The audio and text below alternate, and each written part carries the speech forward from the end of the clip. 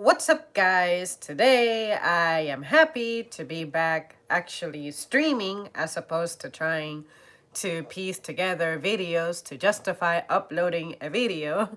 Yeah, life got a little wild and crazy and demanding in the last few days, but I said no matter what, today I'm going to post something. And today's topic is going to be something that I'm disappointed I haven't gone over as much as I thought. I think 2 years ago or 3 years ago, I discussed this topic from the point of view of the workforce. I remember that I did do, it was either a stream or a video, I remember what format, about disability in the workplace. And to be sincere with you, I don't remember anything at all that I said back then, but maybe I was expressing concerns over why I think there are certain limitations imposed, but I would be lying if I said I remembered. So check that out. And if you yourself want to offer a recap on my own video, go ahead and do it. I don't watch my own videos because I feel like YouTube might think that since I'm monetized, I may be involved in like fraudulent watching of my own videos, or maybe I misunderstood a clause like years ago. So I don't want to accidentally put myself in that kind of situation. So that's why I don't watch my own videos. And on top of that, it's just a lot of material for me to try to review, you know? So it's like once I make a topic, I just let it go. So someone I know supplied me with something that I have been enjoying a lot in social media this last few times that I have been online. I keep seeing people posting about if you thought that, say, the president getting the virus was on your bingo card, you have won. The other day, it was something about some crazy animal that we didn't know about that's been running around. And then someone out there said, if this kind of animal was in your bingo card for 2020, you have won. I have become obsessed with looking up bingo card posts. So someone I know supplied me with a disability bingo card. And I said, wow, I have never seen that one before. And everything that's in the bingo card, I feel like I might be guilty of performing on a disabled person as an able-bodied person. And it disappoints me that we don't get taught much about disability. And what I am being told by this person who tries to make me feel better about anything that I say to myself that could be self-degrading, they say, well, to be fair, you don't have to worry about issues that don't affect you, so why would you be educated on it? And I said, but the problem is that anybody able-bodied can potentially become a disabled person. We are one car wreck away from either dying or becoming disabled, or one work accident away from physically altering our lives to where we would qualify for being physically disabled. But there are so many misconceptions that I had no idea that I had, because I have never really interacted with a disabled person until fairly recently. And I realized that I do have some preconceived notions that are extremely wrong. So I said, let me create an official topic about it on the channel, and perhaps more disabled people or individuals who may have temporarily experienced a disability can educate me on some stuff, because I find it appalling that we have members of our society that we are failing to understand, and that we are voluntarily not trying to get to understand. Like, it took me meeting this one person for me to have this entire world and dimension open to me, that if it weren't for this person, I would have never seen any of this stuff. And I think that is absolutely wrong. So one of the things in the disability bingo card is, sorry, our building is not accessible. And I had a discussion with this person about disability, and they were telling me about their frustrations being wheelchair bound and how some buildings aren't very welcoming for that. This person made me so aware of how when you implement something keeping disabled people in mind, it actually ends up helping society as a whole when it wasn't really intended to aid more than one particular problem. Like, say, let's talk about ramps for one moment. Ramps that are by the sidewalk, ramps that are maybe adjacent to steps or something. You never think about it, but if you have really bad arthritis and your knees just don't bend like they should, or you have a cast, or you have crutches or something, when you think about it, a freaking ramp is incredibly beneficial. Even though when you look at a ramp, you may think of it as, oh, this is to make it accessible for a wheelchair person.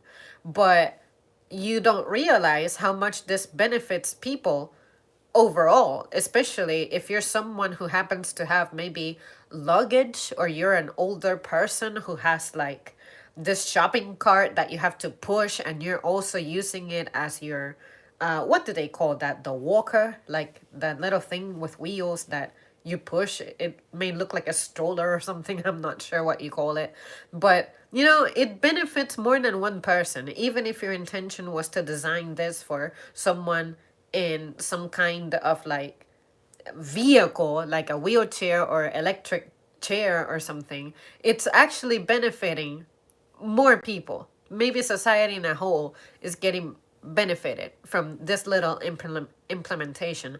And I really never thought about that. And it disappoints me that I never really thought about it like that. And it just brought to my attention the fact that it's almost like someone needs to get hurt for something to happen, and this matter is not different. Like, you have to see that this idea benefits more than the affected people to then maybe perhaps actively take quicker action on this, you know. And I always think that that's messed up. It's like with plane crashes, for example. You never think about I don't know, including a seatbelt on planes until people start just flying everywhere when a plane crashes, right? Um, just like seatbelts in cars, you know, someone had to fly out the window for you to be like, huh, maybe we need an instrument to keep people like fastened down to their seats. Like, really? You could not see into the future on that one? But it's easy for me to look at it as common sense in my present time because I have been alive with that technology existing. Whereas people from the past, it's not fair for me to look down on them as inferior thinking when they were just a product of their times. They were beginning to learn their environment. So I tend to be careful when I'm making references to the past like that. But at the same time, some stuff just seems like I cannot imagine my life without that common sense. Next in line in the bingo card is, can you get laid? And to be fair, I was curious about this under multiple circumstances because when you live your life as an able-bodied person, you're not really thinking about the things that you may not be able to do if something happens to your body. So I always assumed that people who were maybe wheelchair bound, I instinctively want to associate this person with being paraplegic. If I see you being able to move your upper body, like you can reach for stuff, it's like, okay, this person is not quadriplegic. Like, it's not like all of your limbs are like immobile, but you do have certain limitations, which, you know, you're in a chair because you definitely cannot rely on your legs. So I, for some reason, instinctively thought, okay, that means the lower half of your body isn't functioning. So I was always curious if it's possible for paraplegic people to actually mate. And it's not because I want to make fun of it or I'm trolling or I lack imagination or something. It's just that when you're performing the act, you're thinking, all right, it definitely involves movement, getting close to someone. So, do you inherently need to get attached to someone who's able bodied for that to work? But if you're a male, does that mean that if your lower half is paralyzed, does that mean that your reproductive organs are also paralyzed? So I was more curious about it from a scientific perspective more than, like, I'm trying to figure out whether or not you would actually be a good mate. Like, are you interesting enough for me to date, or am I going to be dissatisfied in my intimacy? Nothing like that. It was more of, what does it mean for a male to be paraplegic versus a female? Because I know that as a girl, I ain't gotta worry about anything. My period is still going to come no matter what happens. But like, when it came to that, I always wondered, oh, does that mean that this person, not only have they lost their self-reliance when it comes to mobility, meaning that it's not like I'm going to see you climbing some kind of a mountain or something, right? Because that's not an ideal terrain for you to be using crutches or a wheelchair on.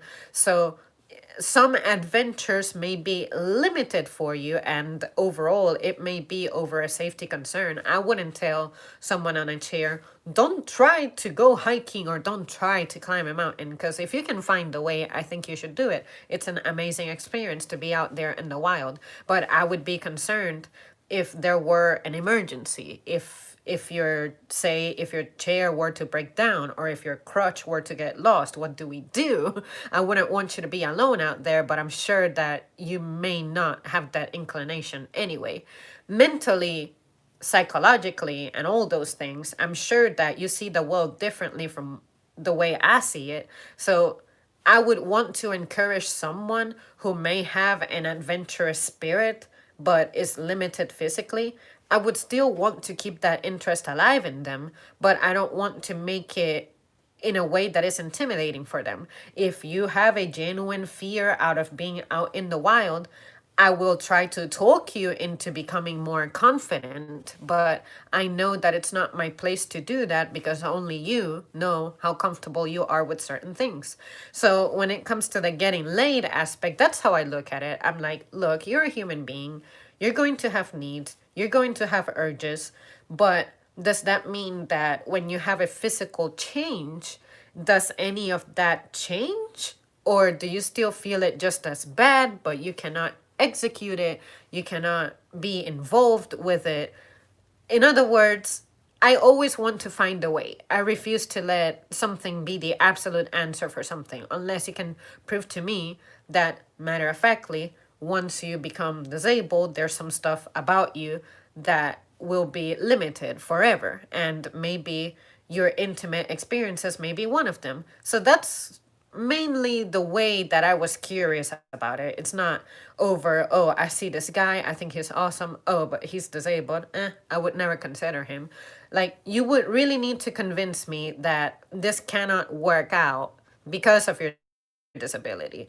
But I don't want to make it revolve around your disability until it becomes a real issue. And I feel like able-bodied people can make you more miserable than disabled people if they have a shitty personality, because maybe the disabled person may not be able to achieve certain things physically, but at least emotionally they're very supportive, they're great, and I may realize that what I need is emotional support more than physical support. So someone out there may be 1000% compatible with you more than they would be compatible with an able-bodied person. So I wouldn't think of you any less. I don't think that when it comes to the dating market, you're less competitive. Some people will see you less competitive, but depending on what your values are, some people may think that you're the best match for them. And I think that's great. But when it comes to physically, though, if you were to have like say physical limitations and this person is looking for is incredible physical experience, then clearly they may not be the best match for them. But I don't think that that gives them a right to talk you down and judge you over that. See what I mean? So basically, don't be an asshole about it. It's okay to be curious, but have some prudence when it comes to how you approach it. Because when I met my first disabled friend ever, what happened to the sun? I had 1,000 questions, and I'm like, look, I gotta be honest with you. I have never known someone who is disabled, and there are some questions that I have. I understand that your whole life you may be going around explaining your existence, but I promise you that I just want to educate myself on what that's like because nobody has talked to me about this. Nobody orients me on this. I find it scary. Is it really as scary as I think it is? How does this affect you? But again, I know that this is a discussion that you probably have very often. You don't have to answer me because I know it's annoying. At some point, I wouldn't want to talk about it anymore. But just know that I'm looking for the person who gives me the opportunity to express myself and explore my questions, explore my thoughts. The quicker you train me, the quicker you educate me, the faster I will be able to like absorb all this information and let go of my ignorance, and I may become a better human being in your life as opposed to treating it like an untouchable topic. And then when I met this person and they were so open about it, they said, I don't mind talking about this with you because you have a very respectful approach to it. And that meant the world to me because I know what it's like to be bugged about something day and night, everywhere that you go to. But this person is telling me that my approach to it was actually an approach that made them more eager to explore the matter than they would with another person, which was my intention anyway. This is something I want to know. But if you shut me out, I may be the next ignorant person who you keep complaining about. And maybe in the future, I'll meet another disabled person and I'll say something ignorant to them that you could have helped me avoid by educating me in the past. But that's the way I approach things. But I would not blame a disabled person for not wanting to discuss those things with me, regardless of how pure my intentions may be, because it gets fucking exhausting. And I know what it's like to be exhausted about a topic. So anyways, I rambled on about those two enough for now. So let me catch up with the comments because I knew they have been exploding. So give me 1 second. Jimmy boy! I haven't forgotten about your email. I've just been not in a typing mood, but I promise you that I have been thinking about you. I cannot stay for the live chat, but I hope no one gets a disability, but I do hope everyone wins at bingo. Yeah, totally. Every regulation ever is there because someone got hurt for it not being there. Exactly. I get the can you get laid question so much. I have known a lot of people in wheelchairs. One person was paraplegic that I know of.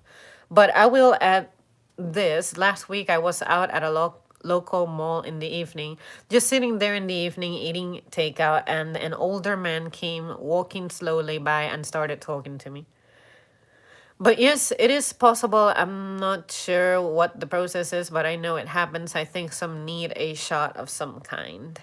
He was slowly limping along, half blowed down, and he said that several years ago he was hit by a car while walking in a crosswalk, and that's why he was in such bad condition.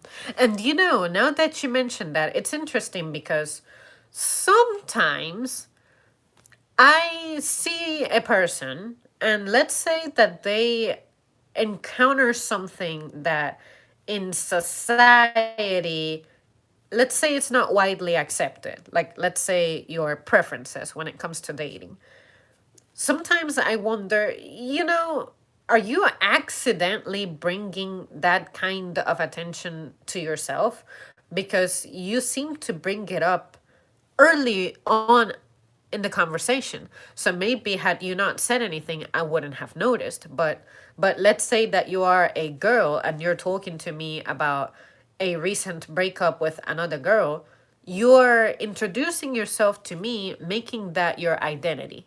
kind of like vegans. We get it. All you have to tell me is that you don't eat meat. When you tell me you don't eat meat, I will immediately put the label on you of this person is either vegan or vegetarian. But you talk about it so much that you make that your identity. So because you keep bringing that up and you make that your identity, you may trigger in me certain questions. Don't get mad if I start asking you questions about the label that you have put forth on yourself. If you don't want people to discuss your veganism in depth, which most people are proud vegans, but if you don't want people to like challenge your idea, challenge your values, challenge your identity, do not identify yourself as such, especially if you're so exhausted about discussing it. But maybe, let's say me individually, people love to come talk to me like I am their therapist. And I'm like, yo, you need help, but the help that you need isn't from me. It's from like someone with better resources and someone who is trained to deal with this type of thing. But people just look at me and I have this label of come to me with your life story, even though I'm mega antisocial. But I let the people talk because I remember times when I struggled and all I needed was a soul to be there for me and the wonders it did for me. But some people, I feel like you contradict yourself. Like you don't want me to discuss your preferences because I'm from the straight community. But if I start asking you questions from the non-straight community, you may be a little triggered by it because I don't know about the non-straight community. What? Like, don't bring that up. If you're not ready to discuss it, if you are not ready for any potential question, whether it be a good question, an offensive question, a terrible person, a demeaning question, whatever it is, just don't bring it up, okay? Just put that fire out before it even happens, if that makes sense. But yeah, so when someone is a stranger and they come to me and they are physically struggling, if I see that you're about to do something that may endanger you, that's when I may go like, hey, do you need help? Do you need me to find someone to help you or something like that? But it's not like I'm immediately trying to intervene and being like, oh, this person is limping, this person is going to automatically fall down the stairs and break their skull open. I need to do something. Nothing like that. Because if I see that you're handling the situation well, I let you be. It's not like, wow, I immediately have to intervene because this person is having a tough time. I usually ask only if the circumstance is becoming concerning.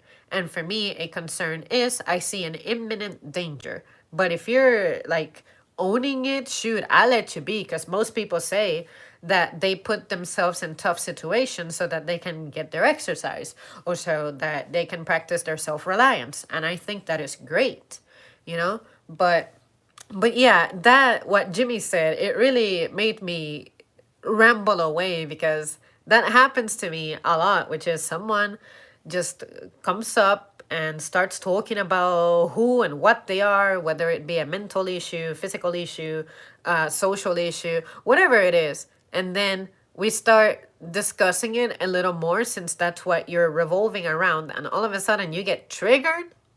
What was the whole point of you introducing that to the conversation, so anyways, I thought that I would put that out there and you guys tell me if that happens to you too or if I'm just an isolated incident. But anyway, let's see. He was walking over to his electric wheelchair, which was plugged in to recharge on top of it. He had recently been kicked out where he was living and now was homeless. So heartbreaking. Yeah, unfortunately, given the current state of affairs in this nation, I guess that is something that we will continue to see because I have been seeing people now on the streets that I had never seen before. And some of them do have physical stuff going on as well. And I'm like, wow, that's a very tough situation to be in. And that's why I want to have conversations like this, because let's say that someday something happens to me where I am also physically impacted. I wouldn't know where to go. I know that there's social services out there to aid you, but I wouldn't immediately know their numbers, their locations. Fortunately, everything is accessible on the phone now. But would I be able to perform that well when I'm under the stress of I got bills to pay, my job is in danger, or maybe I lost it, I got to eat? And your perception of the world when you're fine and healthy and in a stable situation, it's not the same when you're under stress. That's what I want to be prepared for. I don't need to be a pro at keeping this information fresh in my brain, but if I have had the discussion when I am stressed and overwhelmed, I will be able to react better to my situation when or if I find myself in that situation. That is what I value about asking people questions when they are going through experiences that absolutely differ from mine. And that's what I wish more people would do. Try to have a more curious approach, but approach your curiosity in a sensible manner, as opposed to just being really ordinary and making it sound demeaning to the other person or degrading for the other person. But anyways, as we progress into the bingo card, some of these things will come up. So I'ma hold my horses until we get there. So yeah, what I was saying was most wheelchair people aren't paraplegic. In my experience, I've known one in like 30 at least. This was someone from, is that here word or hair word? I do not know how to pronounce words like that. No, before that at school, I don't believe I met a paraplegic then. Physically disabled people are often infantilized in that aspect, seen as the same as children or old people, so when confronted by the prospect of dating one, many people dismiss it out of hand. Unfortunately, the dating game revolves around attraction, and the attraction tends to be supported by your physical capabilities, along with your mental capabilities, along with the perception of society that is instilled unto us based on our current culture. So we, as a woman, I might look at it as, oh, this guy is fit. That means that this guy can probably withstand working difficult jobs, long hours, jobs that would pay well. And he would be a great father because he would be able to juggle all of this and not get tired, yada, yada, yada. And then mentally, sure, you want to be with someone who's mentally strong as opposed to someone who's crippled by anxiety, because you need to be able to react to the difficulties in life that will happen. But nobody wants to be attached to someone who crumbles away at the slightest indication of trouble. And that's why usually if you're mentally well equipped along with a well equipped body, you are more likely to survive that kind of a situation. So when it comes to dating, it's unfortunate because nobody asks to have a disadvantage. Everyone wants to have a competitive edge. We take great pride in being competitive. But when it comes to disability, I feel like it's disgraceful because the way that we are wired by nature, it gives us a bias to want to go for people who do not experience those things. The dating market is highly competitive as it is. So when you introduce yourself to it and you already possess things that may make you lose points, as some people may phrase it, it makes the dating market more competitively unfair and frightening for you. And that sucks. Nobody should have to say that you're disabled and your disability is you need to be in a wheelchair because I don't know, you're paraplegic. Let's pick paraplegia for an example.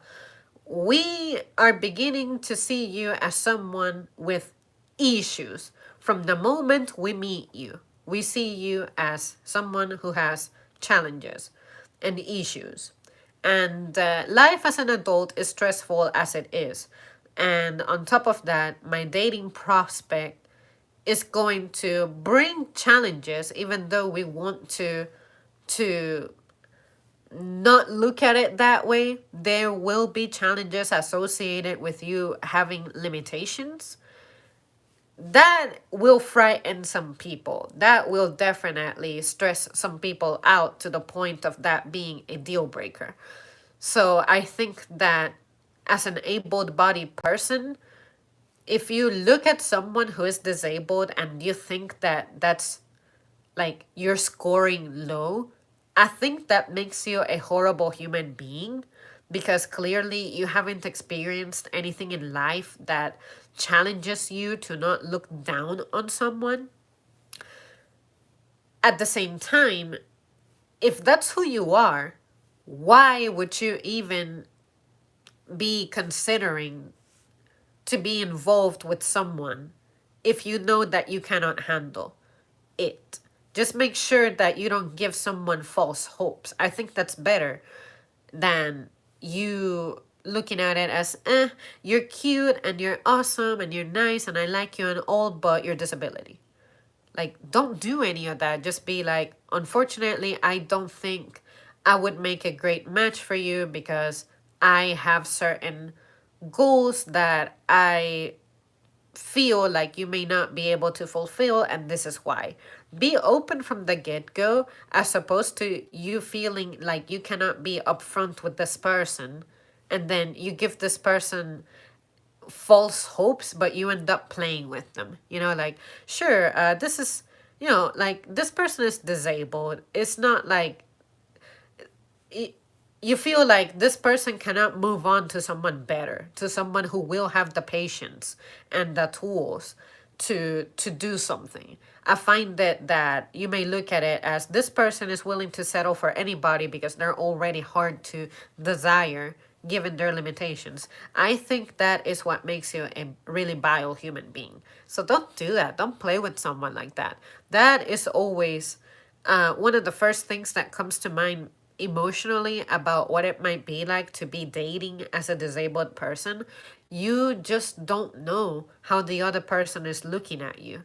And you need to figure that out by studying the way that this person treats other people and the way that they act when they're around you. And I sincerely would not know how to handle that. I think that my self-esteem as an able-bodied person tends to be really low as it is when it comes to the dating market. So when I try to imagine myself having limitations, looking for a date, I feel like I would never allow it because I feel like I'm always going to be played with. But I know that that's not true. I know that it is possible to have a highly successful relationship with someone who is physically different from you or even mentally different from you. And that's why, as I've said before, as we progress into the bingo card, we will go over that. But I cannot help but think about that, like from the get-go, because it's scary, that it's difficult to trust people as it is. And then it, it doesn't help that the movies we see give us the wrong picture of people anyway. So it only gets worse from there. So I totally get that. Let's see. Where am I at? Oh yeah, and on the point of disabled people being infantilized, I think it's crazy that that is something that happens often. I think that happens often because, again, of the wrong images that we are shown constantly. It's like, well, the ideas that this person has cannot possibly be taken seriously because they haven't experienced the real world as it is competitively, and they have been overprotected. They have been living in a bubble living sheltered lives. So, yeah, we have to sort of baby you because you don't know about real life, because you don't get out there like we do. I think that's messed up because I have no doubt in my mind that someone who's disabled can contribute amazing ideas, just like what we discussed earlier about when you upgrade infrastructure to accommodate disabled people, you realize that it actually helps more than it being a visual inconvenience or it being an extra few dollars that you have to set aside on your budget when you're remodeling something, you know? But yeah, as someone who is as critical as I am, and I like to discuss things, and I take great pride in my imagination and stuff. If I were being treated like a little kid, even though I'm a grown ass woman, I would definitely create an identity based on being outraged and having an attitude all the time, because it's just crazy that you have to live your life proving that your ideas are actually worth it if you give them a try, but you haven't even tried. I think people need to be trained and taught on how to think and know how to identify a good idea regardless of the source. I swear to God, someone once responded to my telling them I was disabled with ew. That is not cool. Can't say I have ever encountered a vegan or LGBT person who wasn't happy to talk about it, but then I don't tend to ask questions that might be invasive, so that might be why. Um, I remember something that I did when I was like 7 years old or 8 years old that I just did not understand why as a child I had that perception. And I think it's because I, again, this is not something we are taught. This is not something we talk about. So when we see something like that, we have seen so many alien movies that anything that looks inhuman, we tend to be disgusted by. Like, shit, have you ever seen a bug? When was the last time you met a girl who isn't, of course, like inclined on the sciences and isn't into biology and whatnot, who was into bugs? We tend to treat bugs like they're such filthy, disgusting, abominable creatures. But do we even get to know them? Do we even understand them? Do we even know how to identify them and label them? Talk about their role in the ecosystem? Do we know any of that? No, we just look at it as, you're ugly, you're making buzzing sounds, and that you may or may not sting, and I don't like you around my food. But you like to eat food, but you don't like bees because they sting. But if we didn't have bees, we wouldn't eat. Do you know what you're saying when you express so much disdain for a living being? But when it comes to that EU remark, when I was around 7 or 8, I remember that we were headed toward the docks because we were taking a ferry to go somewhere. And there was this guy who, I don't know if he owned this parking lot or if he ran it with someone or if he was just someone who hung out in that area. I don't know. I just remember that mom used to pay him and mom knew him by name. He was a nice guy. He was nice and sweet and polite, and mom would always talk to him, and we would always see him going to the docks, whatever. I don't know why on this particular morning, this man, he was disabled, he was missing a leg. I don't know why I decided to say that I hate people who are missing a leg. And mom lost her mind. She was mad as fucking shit, and I am glad because from this incident, I learned to respect people no matter what their size, color, shape, situation physically is. And I guess looking back to those times, what I wanted to say was that he scared me. He just did. Like, I'm 7 years old and he's an older guy. And on top of that, the appearance of him not having a leg, it wasn't shocking because it's not like I was seeing any live flash or anything. I don't even know how long he had been disabled for, but I just remembered that it was something shocking. And I guess when you're in school and you're getting judged so much by your ability to do things like, oh, you're the slow runner. Oh, you're the person who finished tests last, or things like that, the stuff that kids just bully you for. I guess I had a bully kid mindset, and I thought, well, I hate the people who don't have a leg because what it means to not have a leg, you cannot stand, you cannot run, you cannot play in the field like I can, which is strange because why would I have those expectations about an older guy? But what do I know about old people? I didn't know anything. It never occurred to me that I had never seen my grandparents running. So why am I giving this stranger a tough time over his disability? Maybe he became disabled in the most honorable way possible. Who knows? Maybe he saved someone at sea from a shark or something, you know? But I just wish I knew why I said that. I have the memory because of mom's reprimand, but I don't understand why inherently as a kid I looked at someone who was missing a leg as someone who was scary and intimidating. So that is the one thing that haunts me, that I didn't say directly to this person, but I made that expression and I thought, why is that something that we just have as human beings when we're being raised?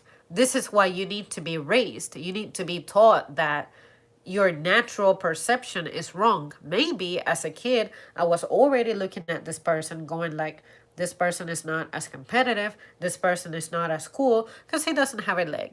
I was having like anti-disability tendencies at that moment, but at least mom responded to it and she corrected it. But I could have made that remark completely by myself, or I could have stayed quiet about it. And it's just for no reason. It's just, oh, because I think he's a weirdo because he doesn't have a leg.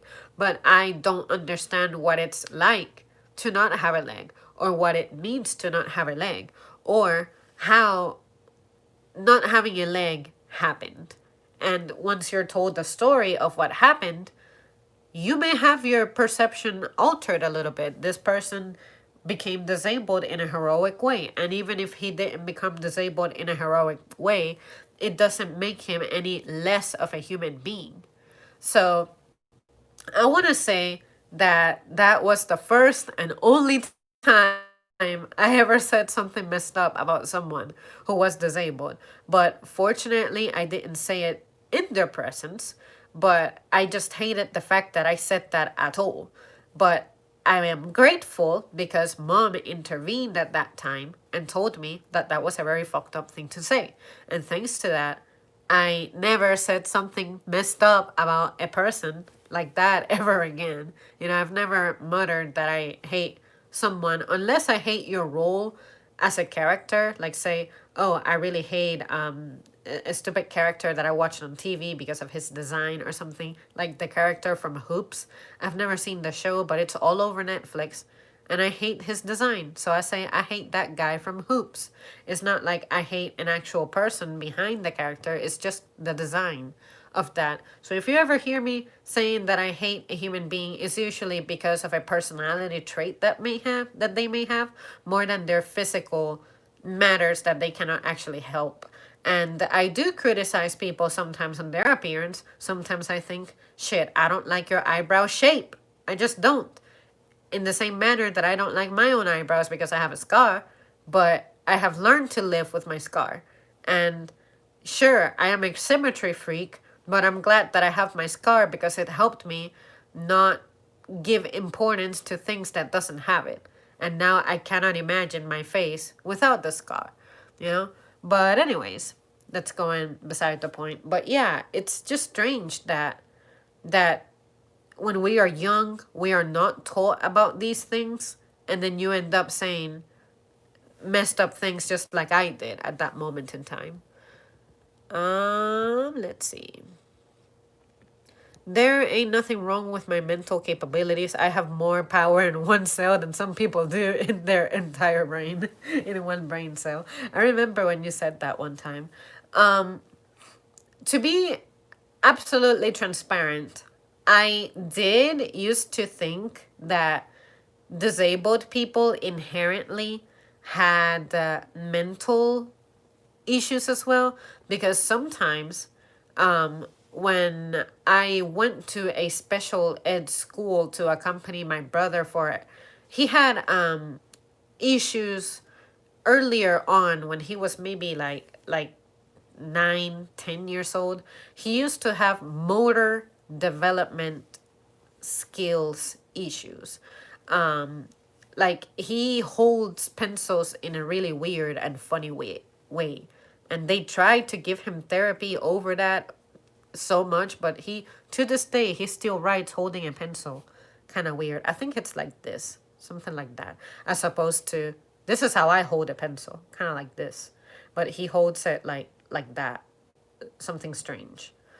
And that was the only time that my brother was really taking special ed. And he also had a little bit of hearing loss when he was younger, but apparently that stuff just fixed itself somehow.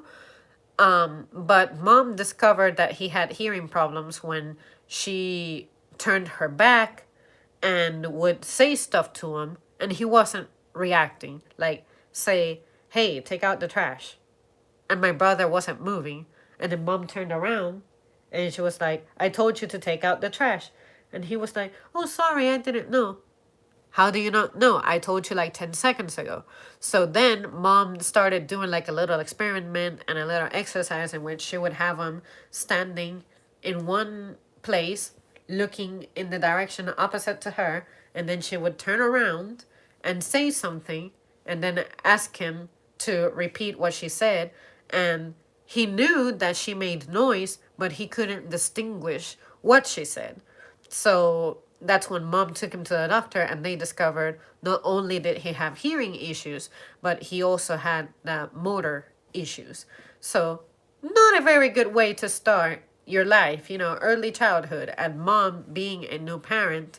Not a very good way to be an overwhelmed, stressed parent, recently divorced, all alone, also with a young daughter, dealing with a child who has challenges and is displaying more challenges, you know? But but just because my brother had those things, I knew that he didn't have mental issues necessarily, but I think that my misunderstanding might have emerged during that time because I associated my brother's hearing loss with him losing or having developmental issues when it comes to his coordination and stuff, that I said, so if you have one type of disability, you will inherently have another type. So eventually I started looking at the kids who would come into school, but they weren't part of my class because like special ed kids get special ed classes. I thought, well, why is it possible to have a kid in special ed because they are not very quick at grasping concepts, but they are walking, they are jumping, they are speaking, they can hear, they can see? What is it like to be disabled? So earlier on in my childhood, I was really confused. I thought that disability could only mean one thing. It's either you cannot walk, you cannot hear, you cannot see, you cannot talk, or you cannot comprehend. I I always thought that those things tend to either be combined or exclusively exist. Like if you are deaf, you cannot be blind, because if you're deaf, you have to rely on seeing to be able to be communicated with and communicated to, and for you to be able to communicate as well. But then when I learned of one girl who was actually deaf and blind simultaneously, I thought, how does she learn? Like we rely on our senses so much that you're telling me it is possible for this person to lead a life without those senses. I always thought at most you can lose one sense, or maybe don't lose any senses, but physically you may not have a hand, you may not have a leg or something, but you will be able to make it through.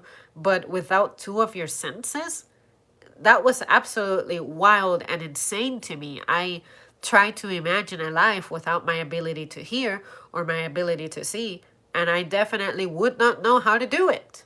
But somehow this person is making it happen. And that's why I started to realize that my ignorance with disability was,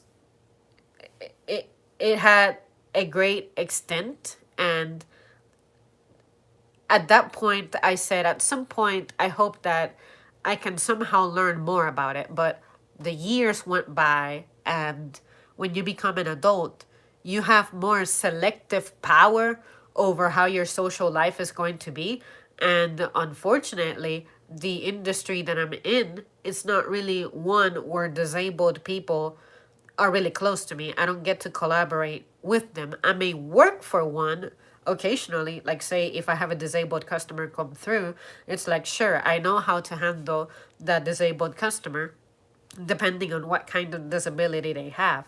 But I always thought that if you had a physical issue, you may also have a mental issue. And then I realized that there are people much more sharp than I am, and they're actually disabled. You know, like, what? I take great pride in my mental capabilities, but here is someone who has been physically limited, but you know, they're good. They're very well fit for life and stuff. So so yeah, I totally get you when it comes to some people thinking that you have mental issues because you're disabled as well. And it just comes from ignorance, and I think that that's not acceptable. And we need to do better about that. Um let's see. I remember telling you once I would basically give up on the idea of dating. This was soon after we met. You just listed a bunch of reasons why. Hoops is terrible. You have missed nothing. So you have seen Hoops. Okay, great. But I'm also glad that you told me that it is as bad as the character poster character looks like to me. But yeah, on the note of dating and giving up on it, I think that dating is too much of an amazing experience for you to completely quit on it, even though I cannot say that I have had the most blissful of dating lives, because let me tell you, I have not been satisfied in any single one of my relationships. But just because the human beings that I have gotten paired up with have not fulfilled me, I don't like to think selfishly of it because I'm sure that I don't fulfill them in many ways. And the reason is simple, they don't let me. So I still believe in the power of being a good couple. So if that's what you want, if you feel like you can genuinely look at the rest of your life and be like, I ain't gotta be living in romance. I don't have to be living with someone. I don't have to be intimate with someone. I don't have to be mentally paired up with someone. Share my personal life with anybody. Some people out there can live the rest of their lives very happily by themselves. I am personally saying I cannot fucking do that because I really like to have a partner. I really like to have a man in my life, but some people out there, they realize that sacrificing that makes them happy. If that's something that works for you, you go right ahead. If that's something that's not for you, but you're discouraged and frustrated about the experiences that you have had, all I have to say is maybe this is doing more harm than good, but just don't give up, because I don't think that any future prospects need to suffer the consequences of any past shitty relationships that you might have had. There's someone in the future probably waiting for you why not give them the chance? But if you shut yourself from that possibility, what can I say? At least shut yourself because it's what you truly want, but still try to actively pursue that if it's something that you're interested in. Because if you give off enthusiastic about relationships energy, someone may pick up on that. And what might you know? Maybe in a year from now, in a month from now, in a week from now, if you happen to leave your house, someone might find you. So, so that's what I like to tell people when it comes to things like that. I don't like for people to completely shut themselves out from an idea in the same manner that I like to tell people to not stick to your fucking guns. I never knew that I would enjoy vegan products until someone started telling me about them. I thought I have tried a milk and I have tried tofu, and they were both terrible. Vegan foods are bad all across the board until someone just started showing me better ways of handling things, and I'm like, this doesn't have to be so bad after all. And all this time, I thought that I would be like a, a fish eater, a meat eater with no other alternatives. But occasionally, I do try vegan products, and the stuff that I find that's bad, I know how to upgrade it to make it better, you know? And I always thought that that milk that was based on like peas would be bad, but it's just that some people don't have a very good filtering method to get rid of that beanie taste.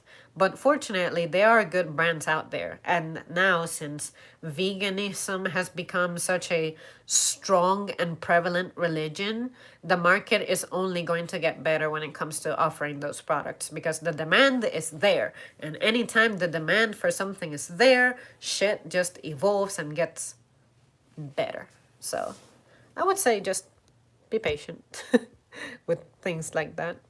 Let's see.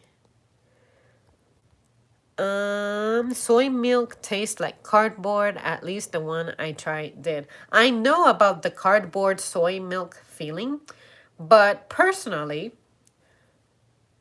in my experience with soy milk, the ones that are organic have never let me down. So I'm not sure what your milk game might be like out there, but if you ever try something and it's the conventional version, I would say look for the highest, finest quality version of something, usually something that's organic, and it's usually better because there's one particular brand of soy milk that I remember trying the first time that I ever tried soy milk. It was conventional, and I said, why is this so bad? And then I tried the organic version, and it took care of the problem. And my favorite example ever will always be my first time eating spinach, like baby spinach that is sold in a supermarket. I tried the version from Walmart. They only sold conventional spinach at the time. And I said, what in the blazes is this fucking thing? How can anybody eat this? How can anybody add any dressing to this and make it good? How can anybody voluntarily say, I am going to go to the store to get me some spinach? How? But then I tried the organic version and it was super clean. It was amazing. The consistency was better. The taste was better. And you know my story with spinach. I eat spinach every week now. I never thought that I would be able to eat it straight from that container without any cheese, without any additional veggies, without any dressing. So I would say stuff like that, give it another try. Always look for a different variation of it. And if you tried the different version of it and you still don't like it, then you genuinely do not like it. And the best example for me when it comes to that would be blackberries. I have tried blackberries, and I think that the conventional ones are particularly horrible. The organic kind, it was an upgrade, but I still can't eat them. The only way I can sort of mess with them is if they're part of a berry blend, and I juice them, but my go-to berries are the blueberries and the strawberries, as you know. So no blackberries for me. I just cannot do it. So I know that I genuinely do not like blackberries. And it also helps that naturally blackberries don't really tend to be compatible with me physiologically. So I guess I'm winning by not liking blackberries. So yeah, I definitely steered away from the bingo card, so I will attempt to go back to it. The third thing on the disabled bingo card is I am praying for you.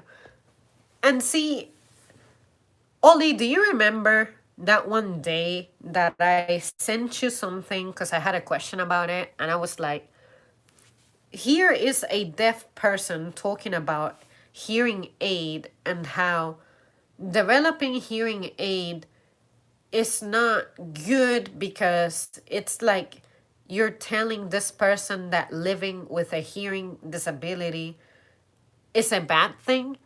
And then I asked you, would you give anything to walk again? Would it make you happier to walk again? Or do you think that you not being able to walk is something that doesn't need to be fixed, that doesn't need to be remedied because you are absolutely happy the way that you are with it? Do you remember that? Well, from what I remember about that is there was this girl saying that she feels like developing hearing aids, it's like you're telling her that she has a problem that she needs to have fixed, but she doesn't look at her hearing issues as something that needs to be fixed. And I'm thinking, well, as someone who has been able to hear her entire life, I definitely need my hearing because I value it. It is important to me, and I see why, as a human being, I am designed with the ability to hear. But when I look at it from this perspective, I'm not saying that if you have a hearing issue, there is something wrong with you that needs to be fixed. It's just that, unfortunately, life possesses certain elements that you need to be able to interpret. And the only way that you can do that is by having some senses functioning optimally. And let's pretend for a minute, and this is the example that I like to use. Let's pretend that society is not the way it is now. We don't have shelters as we know them. We don't have like technology as we know it, like, oh, you can order your groceries to come to you now, as opposed to you having to go out and stuff, you don't have to have the skill of growing your own food because you know that someone else is taking care of that. Let's pretend that you're somehow thrown into the wild. Let's pretend that you're not part of a civilization. Let's just say that you're somehow lost or put into the wilderness. Are you telling me that you have a competitive edge against anything that may be lurking out there by you deliberately opting to remain with a hearing disability? I don't know about you, but I think it would be really nice to hear that, I don't know, there's some kind of beast roaring nearby, and it would be a good idea for me to run in the opposite direction to it. Now, I'm not saying that someone like me being thrown into the wilderness guarantees that I will survive, because I do not possess the skills, the awareness, being astute enough to make it out in the wild. I am not skilled to survive being out in the wilderness. Okay? But I'm just saying that I do have an edge over someone who may not be able to hear, because I have learned to associate certain sounds with danger that may assist me at taking myself to a safe place more likely than not, more efficiently, and at a faster rate. That is what I would like for this person to see. It's not a matter of we are looking down on you, because we think that you being deaf is a problem that needs to be fixed, you should consider allowing yourself to be introduced to a remedy because it is important. And if you are not able to hear, you may not be qualified for certain jobs. Let's pretend that all of a sudden, somehow, most jobs require for you to be wearing a headset. Let's pretend that the call center is more important than any other career in the world. You are opting for deliberately keeping yourself at a disadvantage when it comes to being competitive in a market or the demand for talent requires for you to hear. Why wouldn't you allow yourself to have this sense, important sense in a human, integrated onto you? It's good that you have a positive attitude about your disability, you being deaf, but if you are going to completely shoot down any opportunity to enhance an aspect of your life, then if you suffer later because of your decisions, that is something that you opted for. And I wouldn't understand why I have to reach into my personal resources to make your life better when you made a poor choice from the start. See what I mean? So that's why I like to ask people, look, it's not a matter of your disability, you getting used to it and you think it's cool and fun because you can live your life very well and whatnot. But I think that if you have an opportunity to enhance something about yourself to make you more competitive, that is important because even for able-bodied people, life is becoming tougher. So if you have a disability, I'm pretty sure that life is not going to get easier for you unless Hollywood is looking for you. You know, like you ever look for people who are like really short? It seems to me like being really short in Hollywood is something that we're looking for because we need people to play. Recently, I watched Howard the Duck. Would we have had a Howard the Duck if we didn't have these short people back then? Probably not. So someone is looking for that. Someone sees this physical limitation, which is like a limited growth, if you want to look at it that way. For someone out there, that is gold. But how many times have you heard of people looking for people who cannot hear? There was that movie A Quiet Place that had a genuinely deaf girl in it. How often do those opportunities come around? You know, that's what I'm saying. And I think it's odd that you wouldn't opt for a chance at enhancing your life, you know, with a sense that clearly a human being is designed to be able to hear. Why would you continue to cap yourself? You know, that is a question that I have. That is something that I would like to discuss with that person.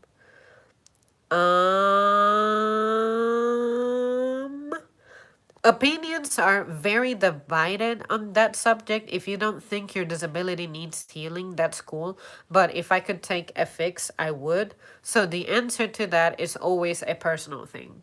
Well, and sure, with that personal thing, I can totally respect that. I also like to let the person know of the potential consequences that not favoring a fix can have. And I'm glad that a person can live accepting themselves with those limits. However, as life changes, the times change, you need to be able to adapt to those changes. Would you be able to? Is this really the best choice for you to remain limited? You know? So anyway, that's why I like to bring it up and see what many different people think because I think that stuff is important and I can tell you that as an able-bodied person, life is fucking rough. All right? So I can only imagine that life becomes even more intimidating if you have something that diminishes your competitiveness ever so slightly, no matter what it is.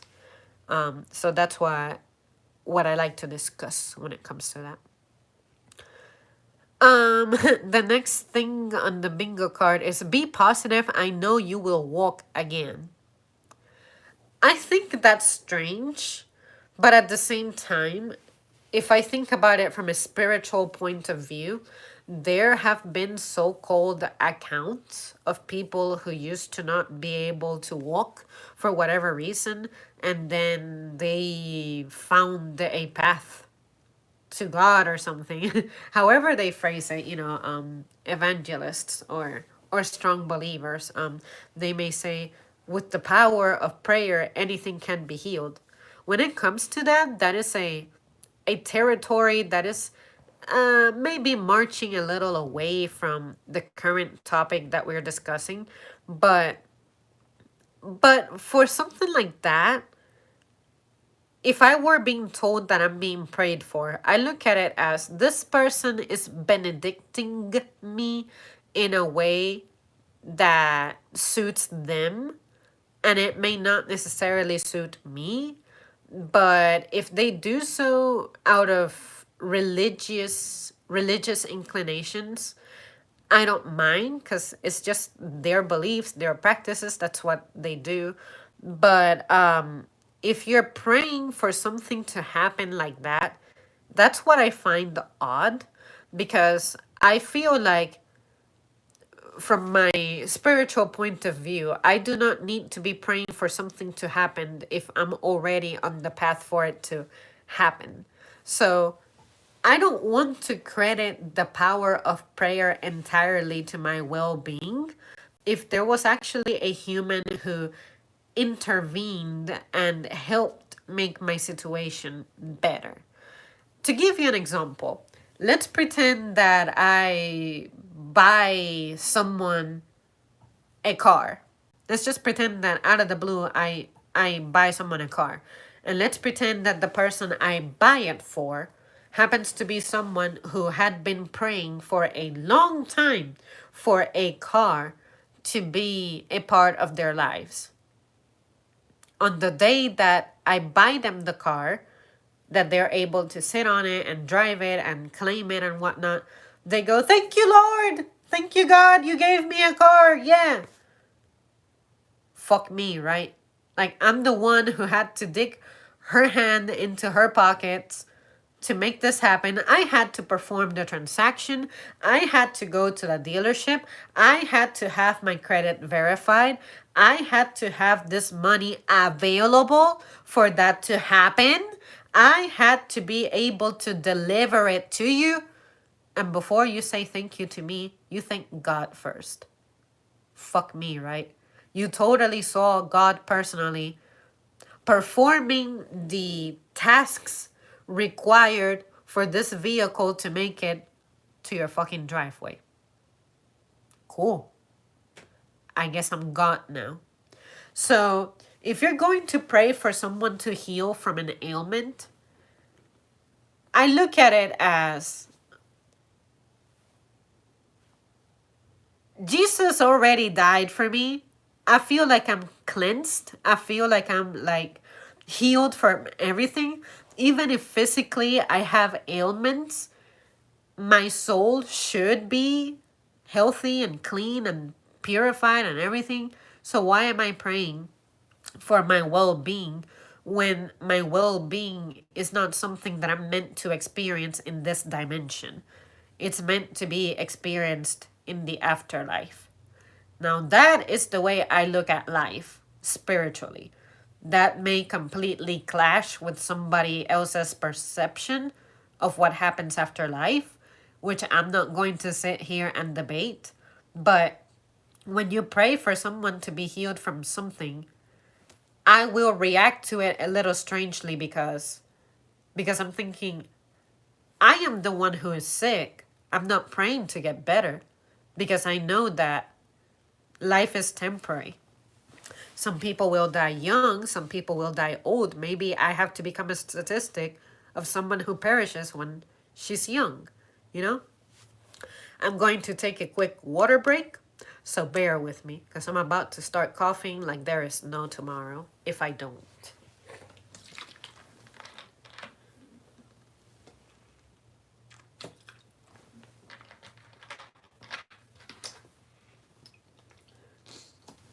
refreshing, liquid, powerful water.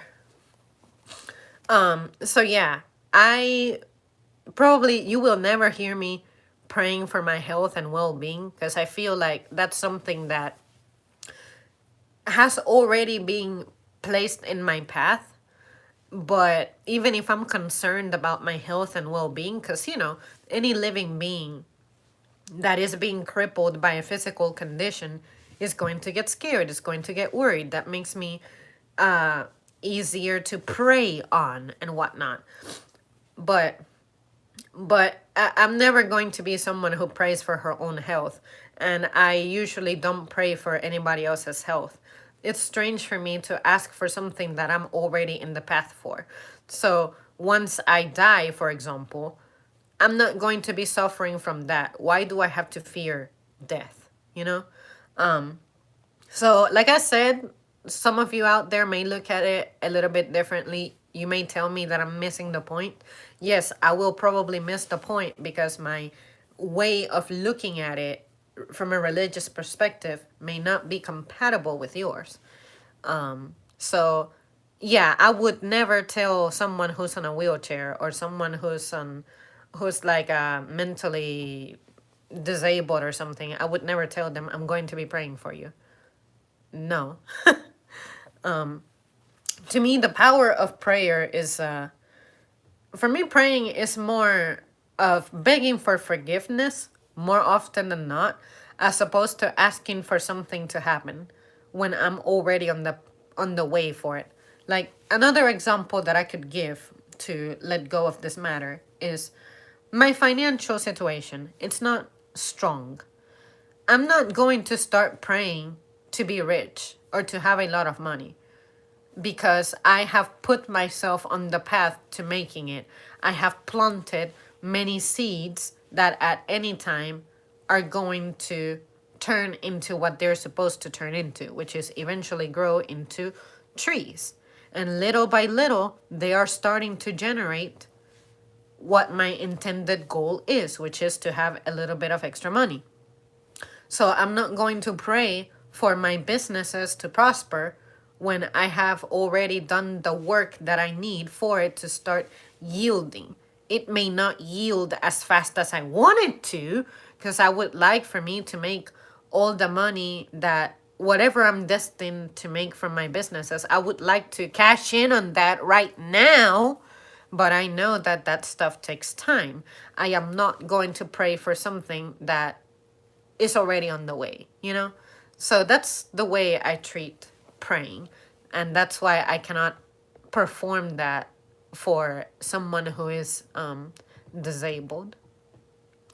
And be positive. I know you will walk again. It's like, sure, I do feel like some ailments are triggered by your mindset. Like for me, if I allow myself to be mad, upset, and stressed, my stomach is the first thing to go. Like it's the first thing that's going to give me issues. But I have learned that if I keep my attitude positive, I can conquer that digestive issue. But when it comes to telling someone to be positive, they'll walk again, like, you cannot say that to someone because some things simply cannot be remedied, and we have to accept that.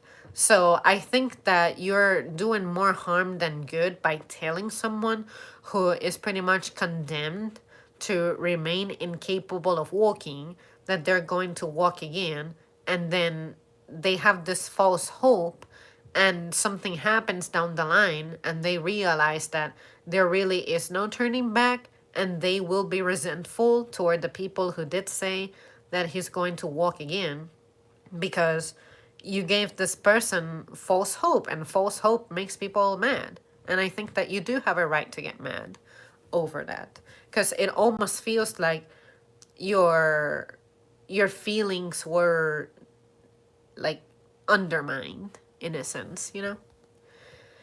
Let's see. Sometimes people say they want to pray for me to have a normal life or day, and well, at that point, the most abnormal part of my day is someone asking to pray over me. A positive attitude is definitely important, but no amount of smiling at a flash of stairs ever turned into a ramp, and no amount of positivity is fixing my legs. Exactly. The next thing in the bingo card is what happened to you? And to be fair, I have been that human being who sees someone who is disabled and I wonder, what happened? Was it a car accident? Were you born like that? Was this self inflicted? Because, it's becoming a thing now that people disable themselves because they want to be disabled, even though I haven't heard of this often. I have heard that it actually happens. Um, but, but yeah, you do get curious. There's no need to deny that.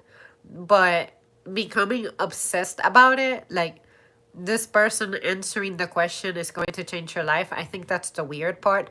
Maybe you could tell me something like, oh yeah, what happened was I got bitten by something venomous, and then the only way to save me was I had to lose my limbs. Then I will become a total, let's say that a spider did this to you, I'll become spider cyst, and I'll be like, yeah, anytime I see a spider, because I know that I can lose an arm or a leg over it, I'm going to annihilate it if I see it invading my space. Or say you got gangrene over whatever causes gangrene. Is it rust or something? Or is it venom? I forget. But I'm gonna be like, yeah, I'm going to make sure that I never touch anything rusty again. Like, I think it's something that it can serve as information to help you remain safe. But if you don't know how to keep your body safe in the first place, I think you have other issues. But but yeah, asking someone what happened, I find that if someone wants to discuss their disability, they will see that information without you requesting it. So I think you just need to be a little bit patient and have better social skills as opposed to zooming in on a detail about someone and then bugging them about it. Just the way that people ask me about, where are you from? And I'm like, I come from everywhere. I come from all of my body parts, especially my mother's body. So, yeah. But, you know, you don't get it. You just don't get it, do you? There's so much about me that you can initiate a conversation about, but you're deciding to fix yourself on just that. Like, no way that a conversation with me cannot happen if if or another way that a conversation can happen with me is absolutely if I don't answer that question. Like, no, if I don't answer that question, then you can't talk to me. Like, what? You're the weird one here. We are on the second row of the bingo card. And the next question is, I would rather be dead than in a wheelchair. To be fair, in the past, I have told myself that if I were to lose an arm and a leg, I feel like I would lose my will to live. And it's simply because it is scary for me to not be able to manifest in the manner that I am accustomed to, especially if I know that this is going to be a permanent challenge. I guess that does mean that I fall in the category of I don't find life worthy of living if I am missing an arm or missing a leg. But I think for you to say that you would rather be dead than on a wheelchair,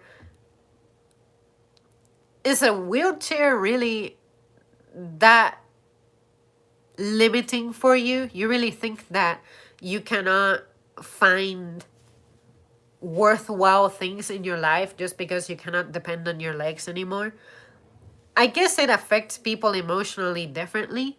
And for me, if I still had my legs, but I had to be in a wheelchair, I'm pretty sure that I would not give up on my life. I think that the shocking thing for me would be to completely be missing a limb. And it's because when I was a kid, mom had a friend who, and this was in my World Without Men video, I had someone who he was an electric worker, and during a storm he was out trying to fix something, and something happened and he got electrocuted and he lost his fingers. And I saw that, like, I saw him when the injury was, he wasn't necessarily like freshly injured, and because he took forever to like rehab from that, but I saw him fresh out of rehab and his hands were still looking purple on some spots, especially his thumb. It was just like missing, and you had that flesh that had like tried to regrow or something, that scarring tissue. That was incredibly scary and frightening and disturbing for me to see. But mom was like very comfortably hugging this person and trying to hold his hands and whatnot. And mom, I'll never forget, mom told me, here, touch it. And I was like, I can't do it, I'm scared. And I never did. I never touched this guy's hands. And now I feel like, now that I'm grown, I would definitely be curious and be like, heck yeah, I'm going for it. But when I was a kid, since this was something that I did not understand, it was shocking and scary and frightening. And a hand without fingers looks weird. Then yeah, I wasn't enthusiastic about touching this person. And back then, I had already defined myself as someone who's not really into touching strangers.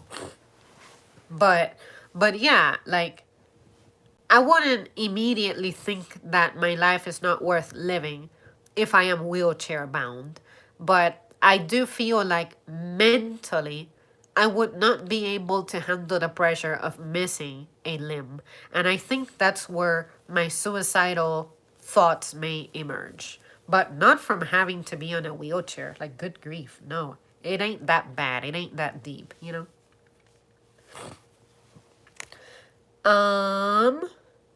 Can I sit on your lap? I guess that would be something for a wheelchair person. To be fair, I am a troll, I am a goofball, and I like to play pranks on people. I always envision myself, if I know someone in a wheelchair who I'm like really close with, and we have a friendship in which we're constantly joking around, if I'm roasting and trolling you, that means I am very happy with you, I am very comfortable with you, I like you and stuff. So consider yourself privileged, for that is something that I don't grant to just anybody. But my instinct is, this is a human being on a chair. I like to sit down. You have legs that are like thick and cushiony and warm. Fuck yeah, I want to sit on your lap. But I also understand that you're not actually a living, breathing human chair. So unless I know you like by 1000%, and I know that we're on that level of confidence, I'm not thinking about sitting in the lap of someone disabled, especially if you happen to be, there's this person who comes in the store and she's missing both legs. I'm not thinking about sitting on this lady's lap. And on top of that, I do not sit on female laps. I sit on male laps exclusively. So yeah, if you're a guy and I know you very well and we're super tight and comfortable, expect for that to happen. It will happen unless you are wearing like pants that have like knee pads made of spikes or something. Then yeah, no, I'm not sitting there. But yeah, you can expect for that to happen because I'm just a troll like that. But I can see why, if it's a stranger though, that would be fucking weird. that would be incredibly weird. But if it's a friend, I would be that friend. And maybe after that, I'm not even friend zoned anymore. I will be no friend zoned. But it's just an impulse that you get, like this is a human being on a chair, like heck yeah, let's sit on this person's lap. But anyway, that's just me. I'm not representative of every able-bodied person ever. I have told you all about what happened. I don't get asked the lab questions so much, but the I would give up on life if I was disabled one all the fucking time, because why wouldn't you tell me someone why wouldn't you tell someone their life isn't worth living? Yeah, definitely. I think that is rather odd. It's like, let's pretend for a moment that you guys have an option of opting to be living the life in a female body, like actively living a life of a female body, but you are a very physically capable man. I would not blame you if you say, what? You're asking me to try living my life in a girl's body because I gotta experience them physically? That's strange. I'm used to my upper body strength. I'm used to my shoulder strength. I would not blame a guy if they turn down the opportunity to experience a female body and they cite physical weakness as a reason, because I know that that is true. I definitely have zero shoulder strength, zero upper body strength. And if a guy finds that important, which they do because that's why they work out and they do bench presses and whatnot, then I'm not going to get upset over that. But one thing that I did do was in psychology, when I was in school, I was assigned to be a blind person, and they gave me goggles that had an ungodly amount of tape, and it wasn't to simulate that I was looking out of darkness. It was to simulate when you are looking through fog, or you have really, really, really, really bad vision that everything looks like you're looking through a cloud and everything is just fuzzy, out of focus and all that. That was what I had. I had like legal blindness. And it was the most frightening thing ever. I said, well, I think that not wearing my glasses would be enough. But my teacher said, no, because you will still be able to distinguish from objects in front of you, maybe not the small ones, but you would be able to see if there is a box in the way, if there is a desk in the way.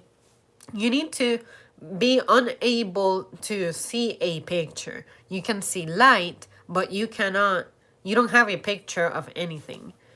And then I thought, oh wow, yeah, this is very scary. And I was actually abandoned by some stairs. And even though I have gone up and down stairs often enough, going up and down stairs while wearing goggles that limited your visibility, it was still scary. And even if I tried closing my eyes, it is still scary. Somehow, walking in the dark in my apartment is not as bad. But if I try to walk down the stairs in my apartment with my eyes closed, it is disorienting. And maybe whatever little bit of light comes in through the windows from the street lights, even if it's not much, it still helps me to have perception of my surroundings. But when you're wearing those stupid little goggles, you don't. You think that you know the ins and outs of your school, but all of a sudden you don't. But yeah, I would never think that life is not worth living if you're missing one of your senses. But I do think that it does change your perspective, because again, as I've said before, as a human being, you're designed to have all of these senses. So they're there for a reason. You're too pretty to be in a wheelchair. To be fair, I have seen disabled people who I think, ooh, he's really hot and he's really handsome.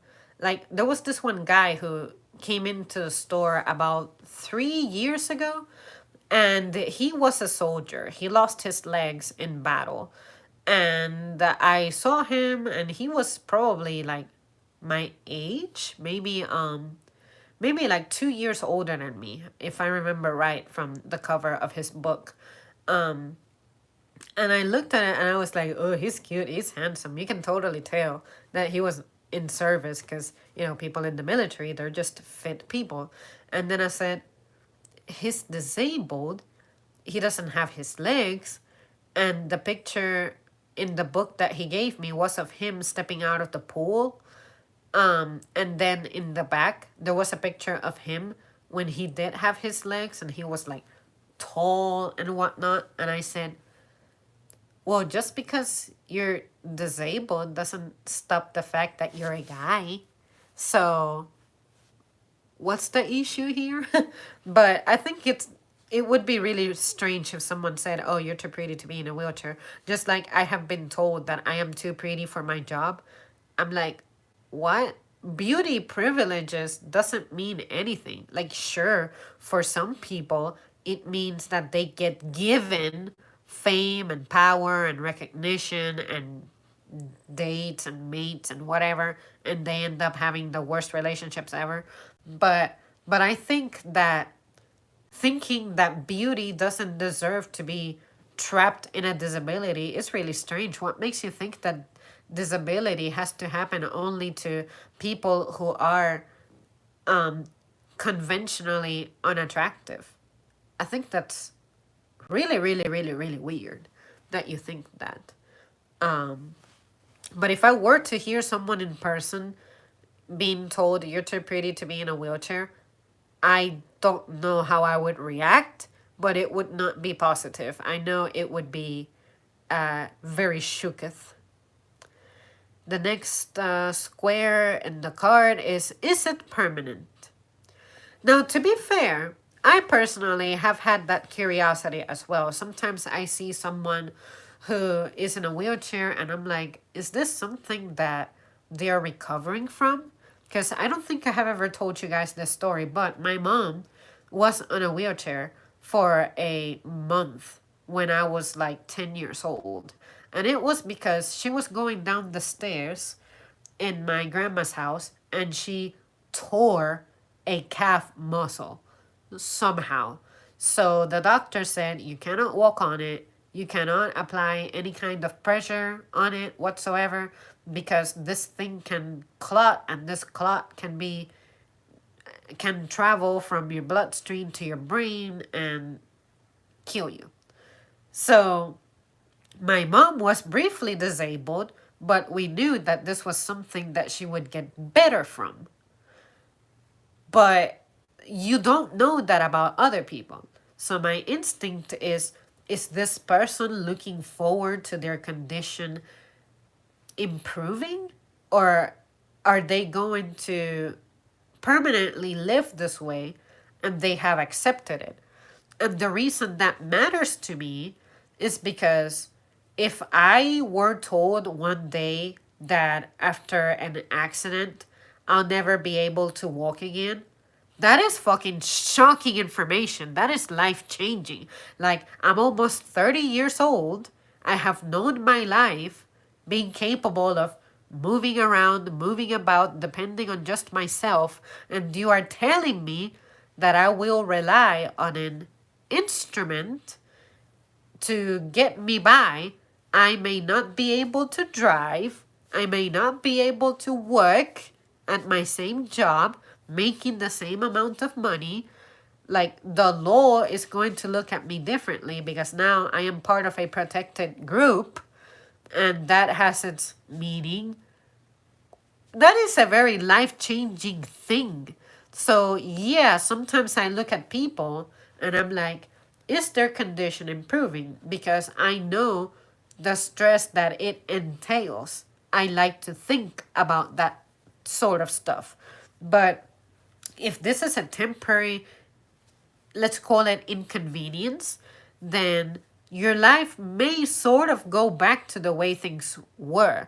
Maybe you lost your job, you'll need to apply for a new one, but you're not applying for a new job as a disabled person. You are applying for a new job as a recently recovered person. That is a world of difference. So if a person tells you, no, this is permanent, you can have an idea of what direction their life is going to go. And if they say it isn't permanent, then you're like, oh, okay, you will get back most of what you know.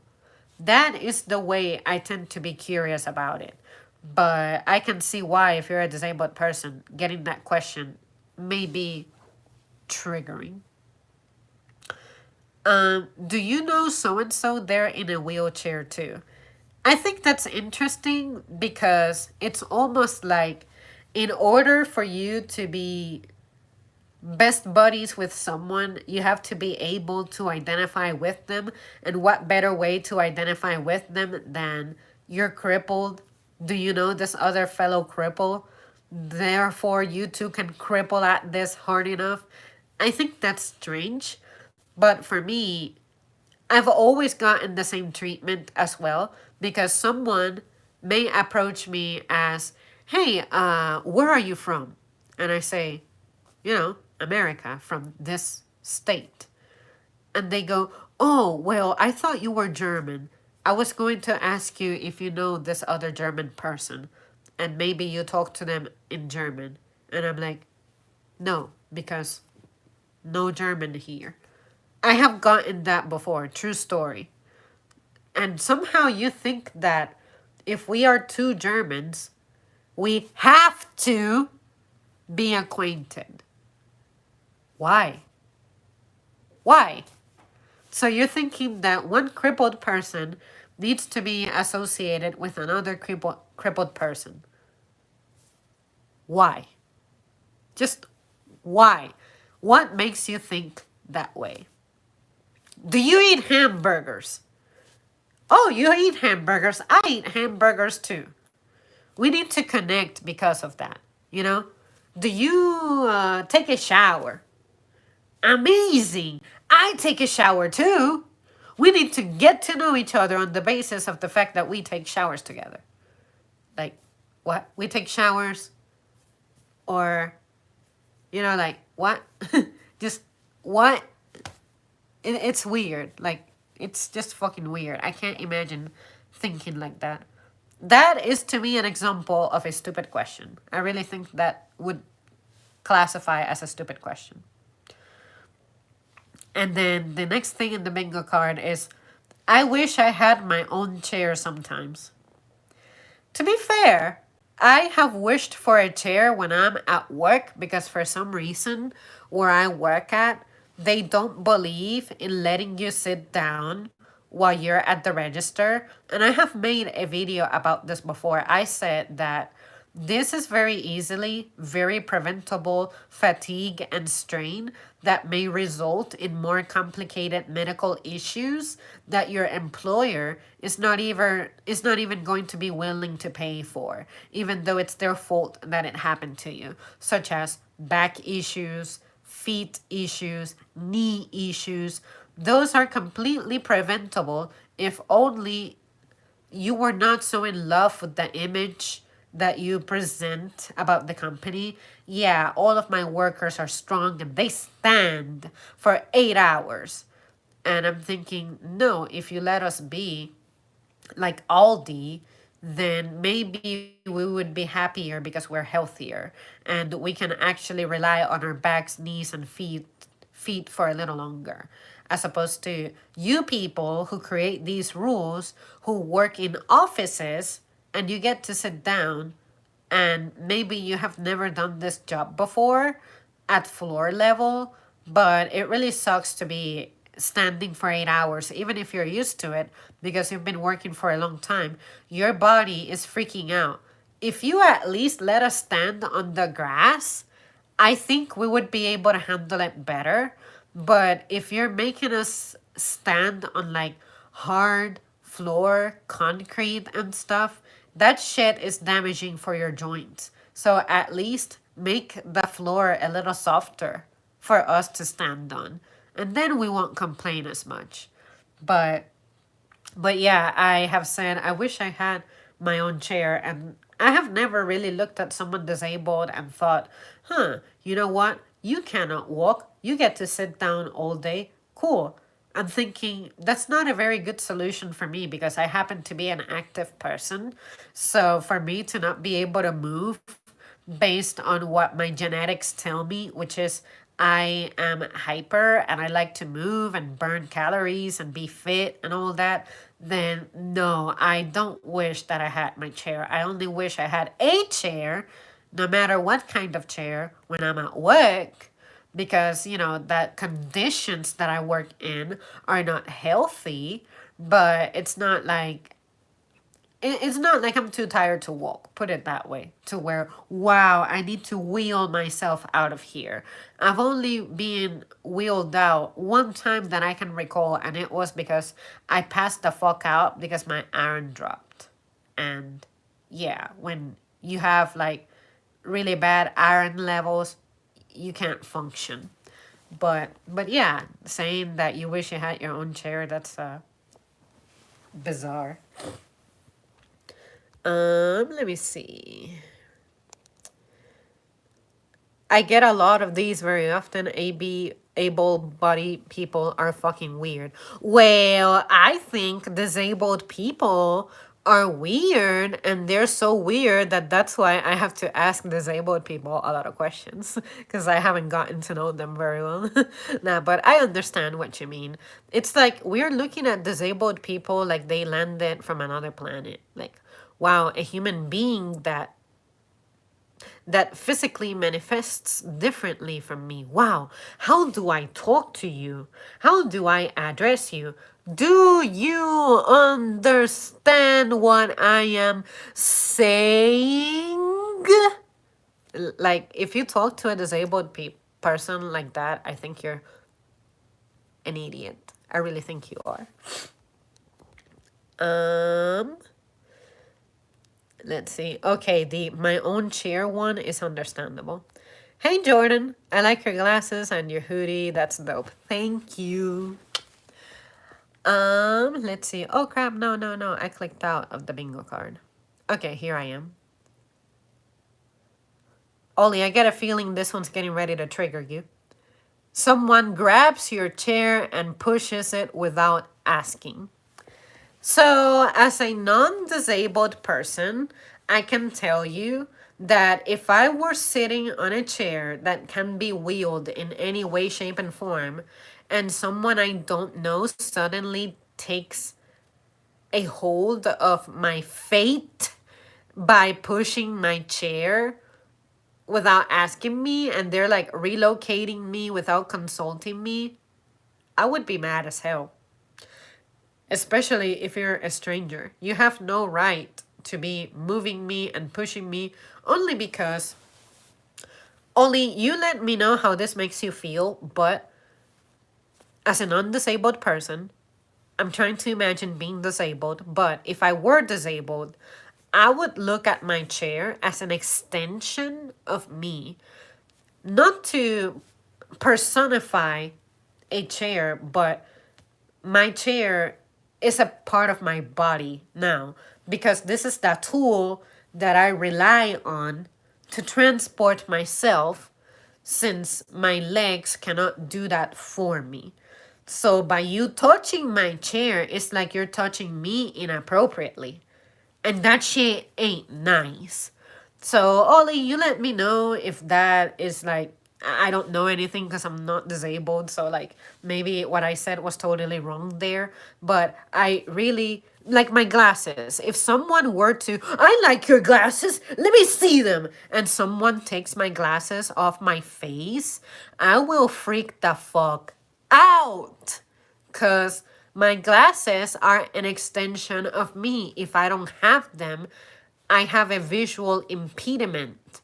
And that is terrible. I wouldn't be able to drive. I wouldn't be able to run. I wouldn't be able to distinguish colors so well and whatnot. So, yeah, I would be upset if someone took my glasses because they're a part of me. They're an extension of me. So, I think that if I were disabled and someone were messing with my chair, something that I rely on so much, it would definitely super trigger me. So please don't do that. Like, maybe the worst that you can do is ask them, hey, do you mind if I help? I noticed that you're by yourself or something. Are you all right? And even then, unless you see something that presents a clear and present danger, like say there is a hill that is like this steep, and you see someone in a wheelchair approaching it, maybe be like, hey, I see that the terrain is becoming challenging. Do you think you might need some help? I wouldn't mind helping. But maybe this person going up that steep hill has a better climbing capacity than I do, and I'm just over there already labeling them as incapable of going up a hill. Like I would never do that to someone, but if I do see a danger, I feel inclined to offer help, but I would never ever just get behind someone and start fucking pushing them. Like, no. You just don't know what this person's intentions are. And even if they're the purest intentions, I don't think that's cool. I think that is part of the person's boundary. You just cannot cross that. Um, let's see. Have a blessed Wednesday, everybody. Yep, that happens a lot. You're welcome. This is why I don't have handles on my chair, and yeah, touching my chair is tantamount to touching me. People are rude, Zambri, so sad about it. Grown people act like kids and teens from high school. Oh my god, speaking about acting like you're in high school, one of the things that I hate the most about adults that I've been meeting is how some of them still act like they're girls from high school. Like you're still fighting about petty things and gossiping about people like you're girls from high school. And that is so frustrating. When are we going to sit down and have legitimate, productive conversations like the adults that we are? Sometimes that shocks me so much. And the worst part about it is when these people try to drag you into the drama. And I'm like, I'm not here for that. So don't do it. Don't do that. I'm just saying, if I'm going to have a conversation, I like for my conversation to take me somewhere. It's not a conversation about bringing somebody down and keeping the person down. Like, if I'm criticizing something about someone, I have a goal in my mind. And it's not about talking someone down out of the pleasure of doing so. It's because, hey, I observed this. I hate that. This is why. What are we going to do? Is it an issue of my individual perception? Or could you be better at this? Have I found an area of opportunity for you? But like gossiping, like your girls from high school just fighting over a boy, it's kind of weird, That's almost what it seems like. When are you going to be a mature woman? When are you going to be a leader in my life? When are we going to have conversations that actually aid a cause, as opposed to making issues worse?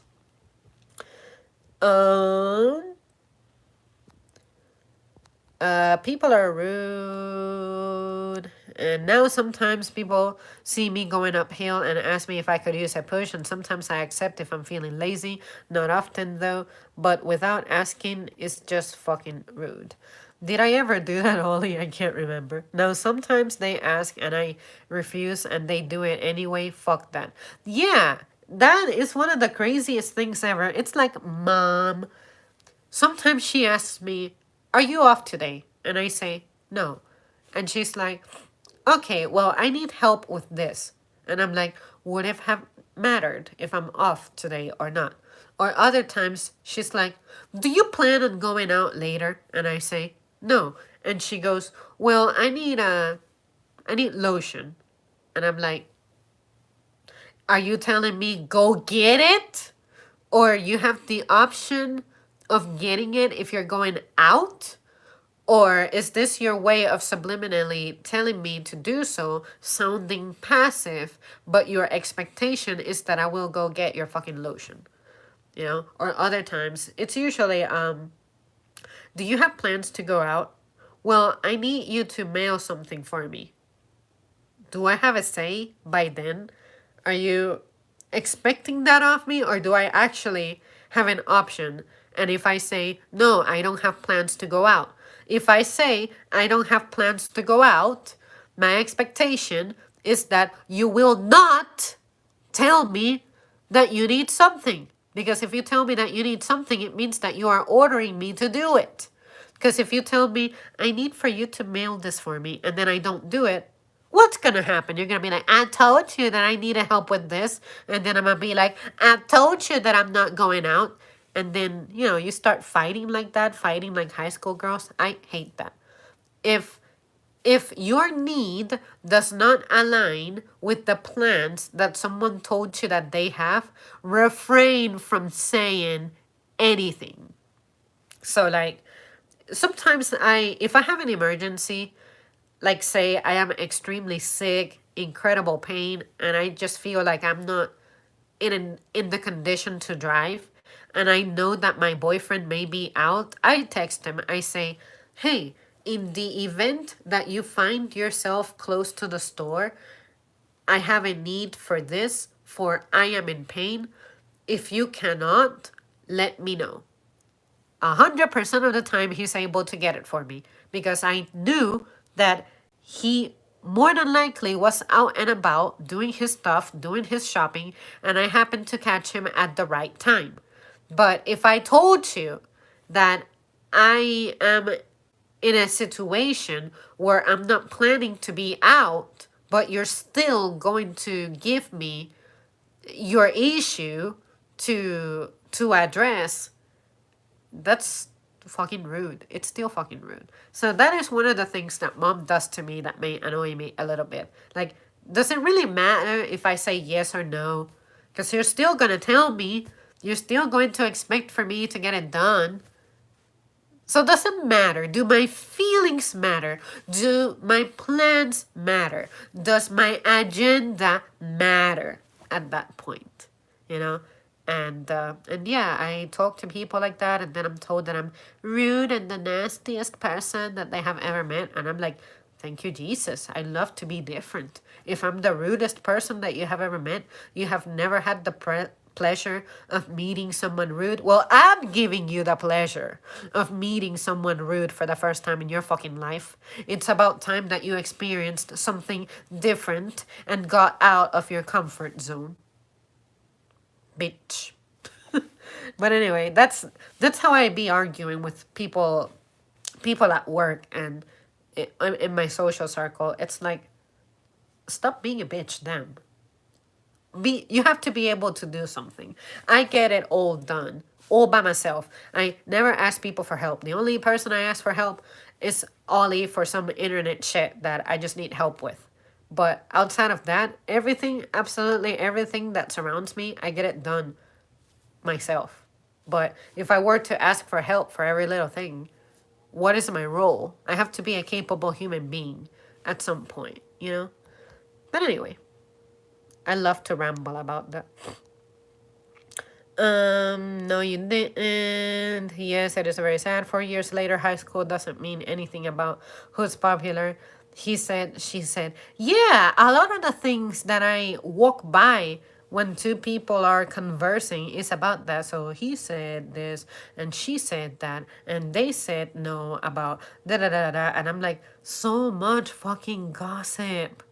If only you guys turned the amount of time that you invest having those useless ass conversations, you invested it in having productive discussions on how to improve your workflow, how to improve the schedule, how to improve your performance, the team performance and stuff, we would have much better days up here. But nobody's talking about that.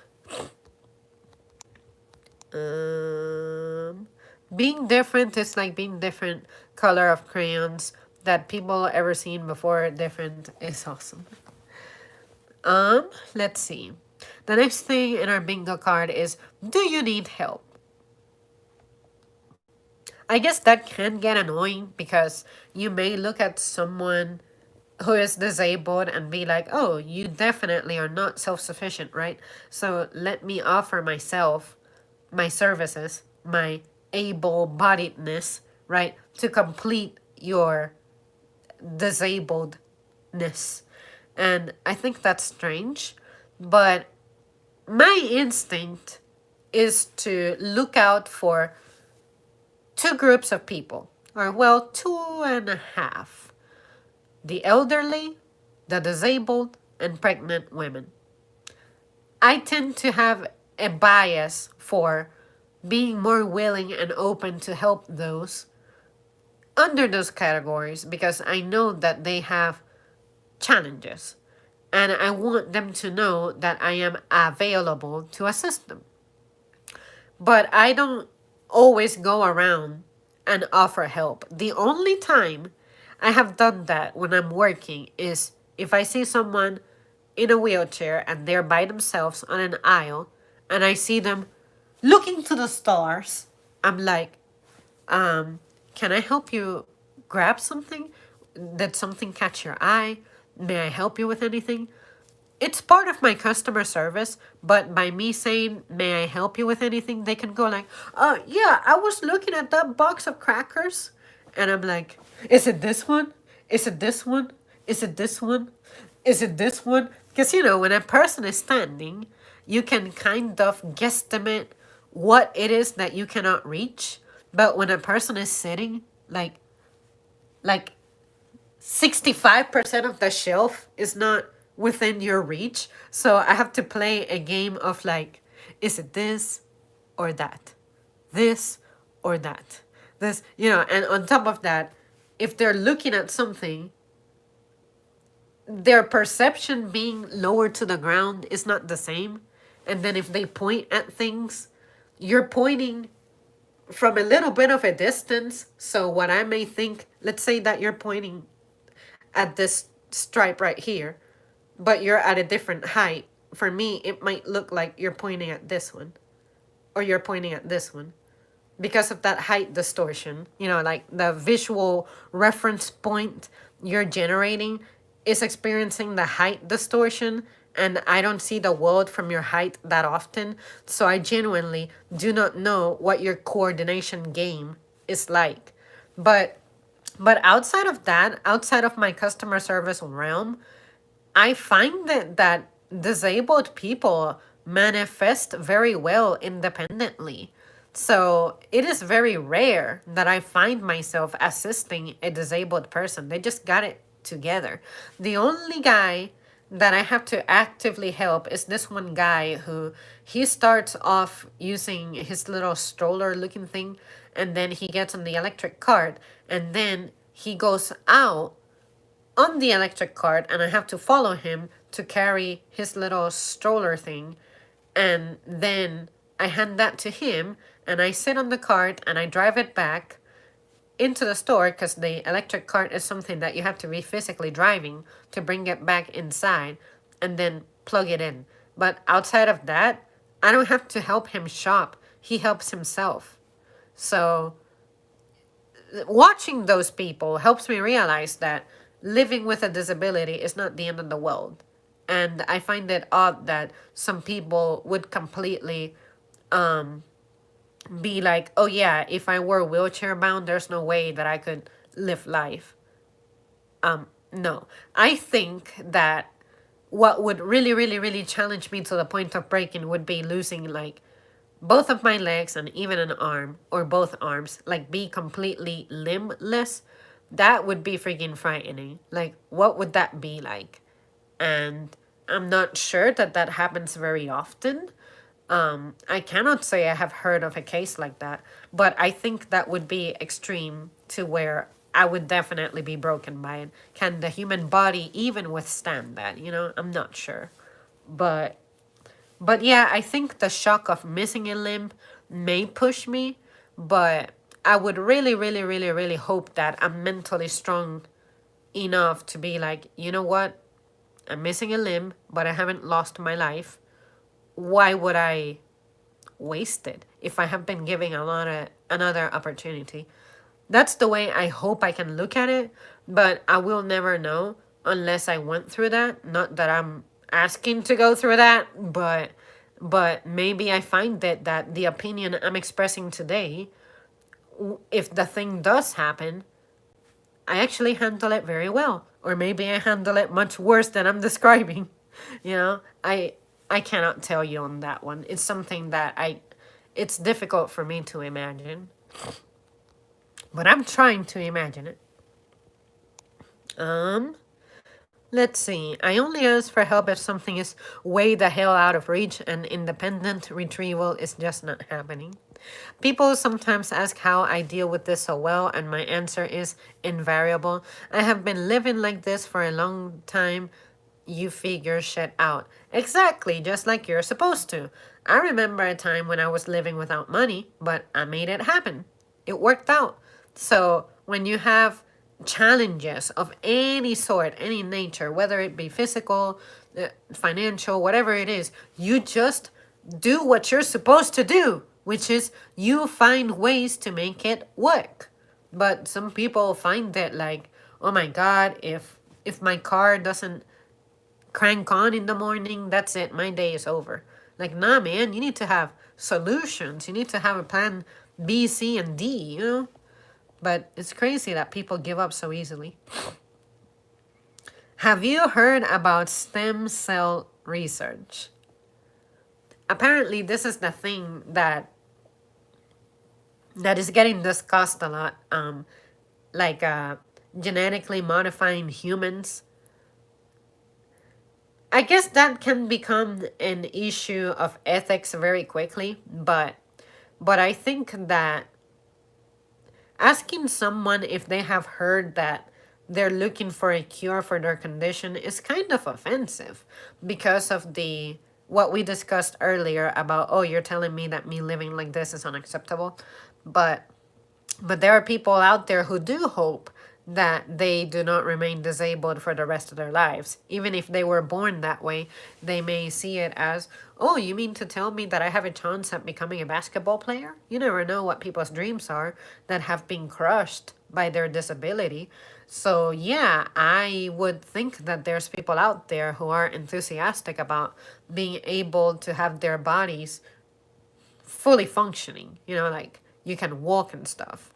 But to actively be like, oh, have you heard that it is possible that in the future your challenge may be fixed? It's like, what? You're telling me that I'm not acceptable the way that I am today and that I have to wait for the 30 years that it may take for this technology to come out with its thing for me to start worrying about living a full life? What? Yeah, it seems odd to me. But you don't look sick. So to be fair, this has shocked me sometimes too, because sometimes you're like in a cafeteria and you see someone who is not sitting in their chair. They may be sitting on a bench of something. And then all of a sudden you see someone bring in their chair or their crutches to them and they start moving in them and you're like, what? This whole time you mean to tell me that you couldn't walk? That's shocking. But yeah, being disabled doesn't mean that you have to be sick with something. Like you have to be looking all pale and maybe your skin is turning purple or green or something and then, oh yeah, we can identify you as a sick person. Like it's just strange how the body has different ways of coping with things that it doesn't have to alter the rest of you. Just because you cannot walk doesn't mean that your hair has to like fall out or something, you know? It, there's no disability is not color coded, put it that way. So you don't know what a person may be dealing with.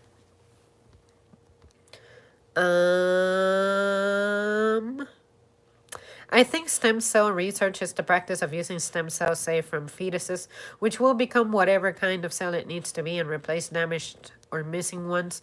Not sure how helpful it would be for me personally, but I think it's a great thing for people to have access to. Well, wasn't your disability triggered by an accident? Like you have like cerebral palsy. So what is the cause of cerebral palsy? Do we know what causes it? But I would imagine that if it's a matter of your brain is not sending signals to parts of your body that needs to have the signals sent to, then this would like bridge whatever it is that is not bridged in your brain so that your development can happen the way it's intended to, you know? So, like, unfortunately, this has had consequences now because, for instance, since you haven't walked in such a long time, even if you regained the ability to, like, have your, what is it, hamstrings grow and stuff, it doesn't mean that you'll be on your feet immediately because they have deteriorated over time. And how long would that take for you to like fortify them?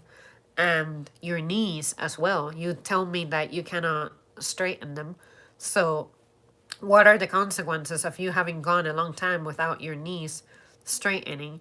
And you do need for your knees to be straight at some point to perform certain things.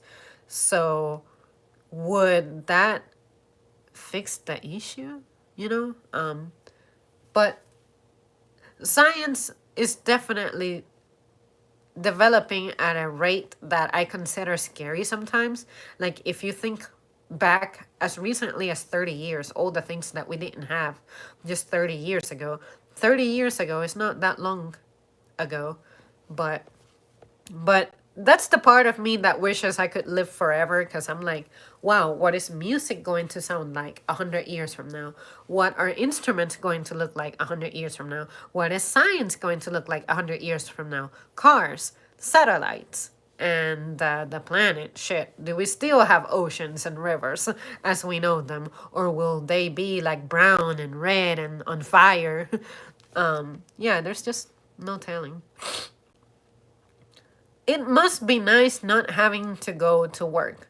See, what people don't understand about that is that living on, say, benefits or relying on your family to take care of you, especially if they're not very strong on resources, that is not an ideal way to live, especially if you have to be dependent so much. Like, you need to depend on public transport and their schedule, which may not align with yours. If it's 2 a.m. and you need to go out to the pharmacy, how do you do that? Not everybody delivers that late at night, so it's not like you can whip out an app and someone will get it and bring it to you, you know? So as much as I would love to not have to work again for like a big corporation and for me to work for myself and be independent and work from home and everything, I cannot say that I would prefer to, say, be a single mom and rely on government aid because I know that my finances are already not that strong. I don't have savings. So if I had that, I'm just complicating my life because now I am making myself poorer by having a child during a time that is not the best. And somehow I'm expecting for government aid to suffice me for me to live a full quality life. And I'm thinking, no, that's not the way it is because this aid is supposed to be supplemental. It's not supposed to be what I'm dependent on. It's like, sure, we'll give you this aid, but you still have to fulfill your role of being responsible and go out there and have a job and do all those things, you know? So for a disabled person, they have a disadvantage of finding jobs in the first place. And you're saying that because they are pretty much granted aid, that it's cool because their lives are so much better. Usually, disabled people cannot live by themselves. They have to live with family or friends because the amount that the government gives you is so mediocre that realistically no adult can survive off that, you know? At least I know I wouldn't be able to make it.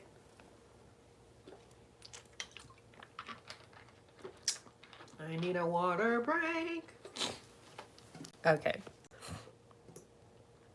It's all in your head. Oh my God. This is something I say just to troll someone, but I guess that goes back to the power of prayer. Like, someone's disability cannot be in someone's head if it's scientifically proven that there is something impeding you from being able to move and stuff, you know? So, like, I cannot go to Ollie and be like, Ollie, you're just not fucking thinking about standing right.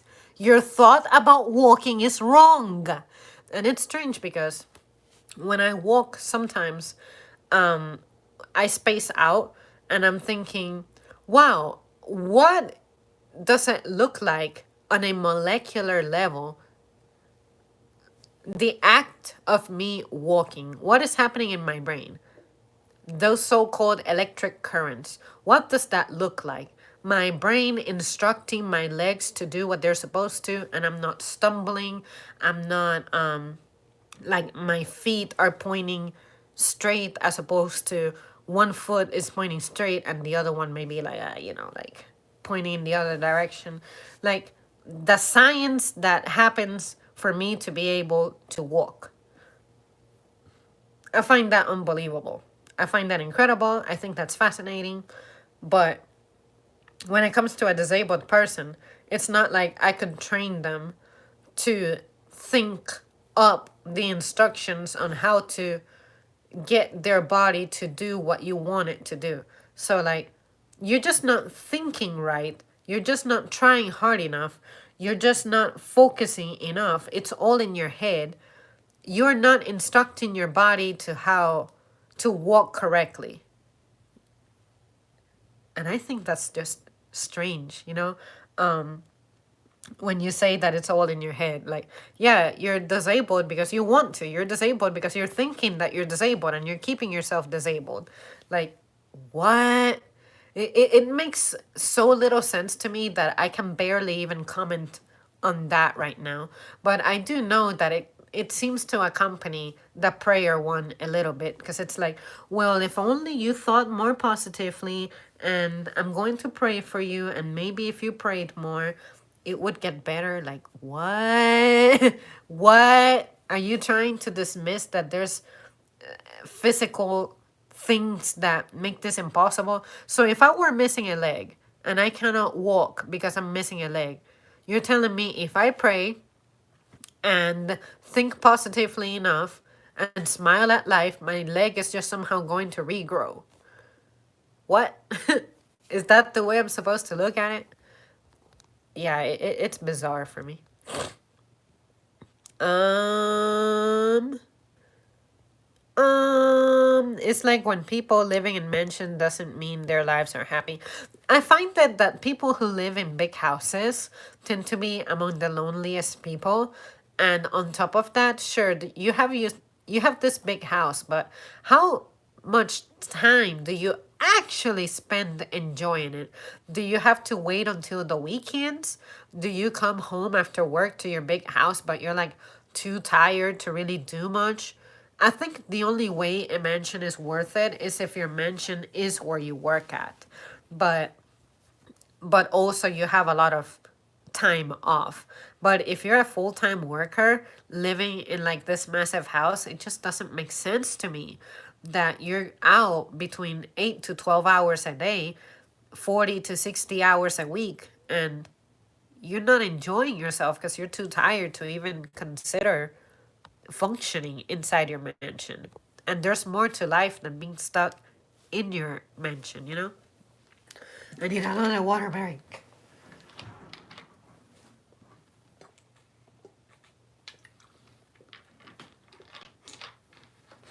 Oh, my neighbor's pet is outside and it looks like a polar bear. I may ask him if I can do a video with his dog because it looks like a bear. I mean, it looks like a bear. It has all kinds of hair up in there. It's white.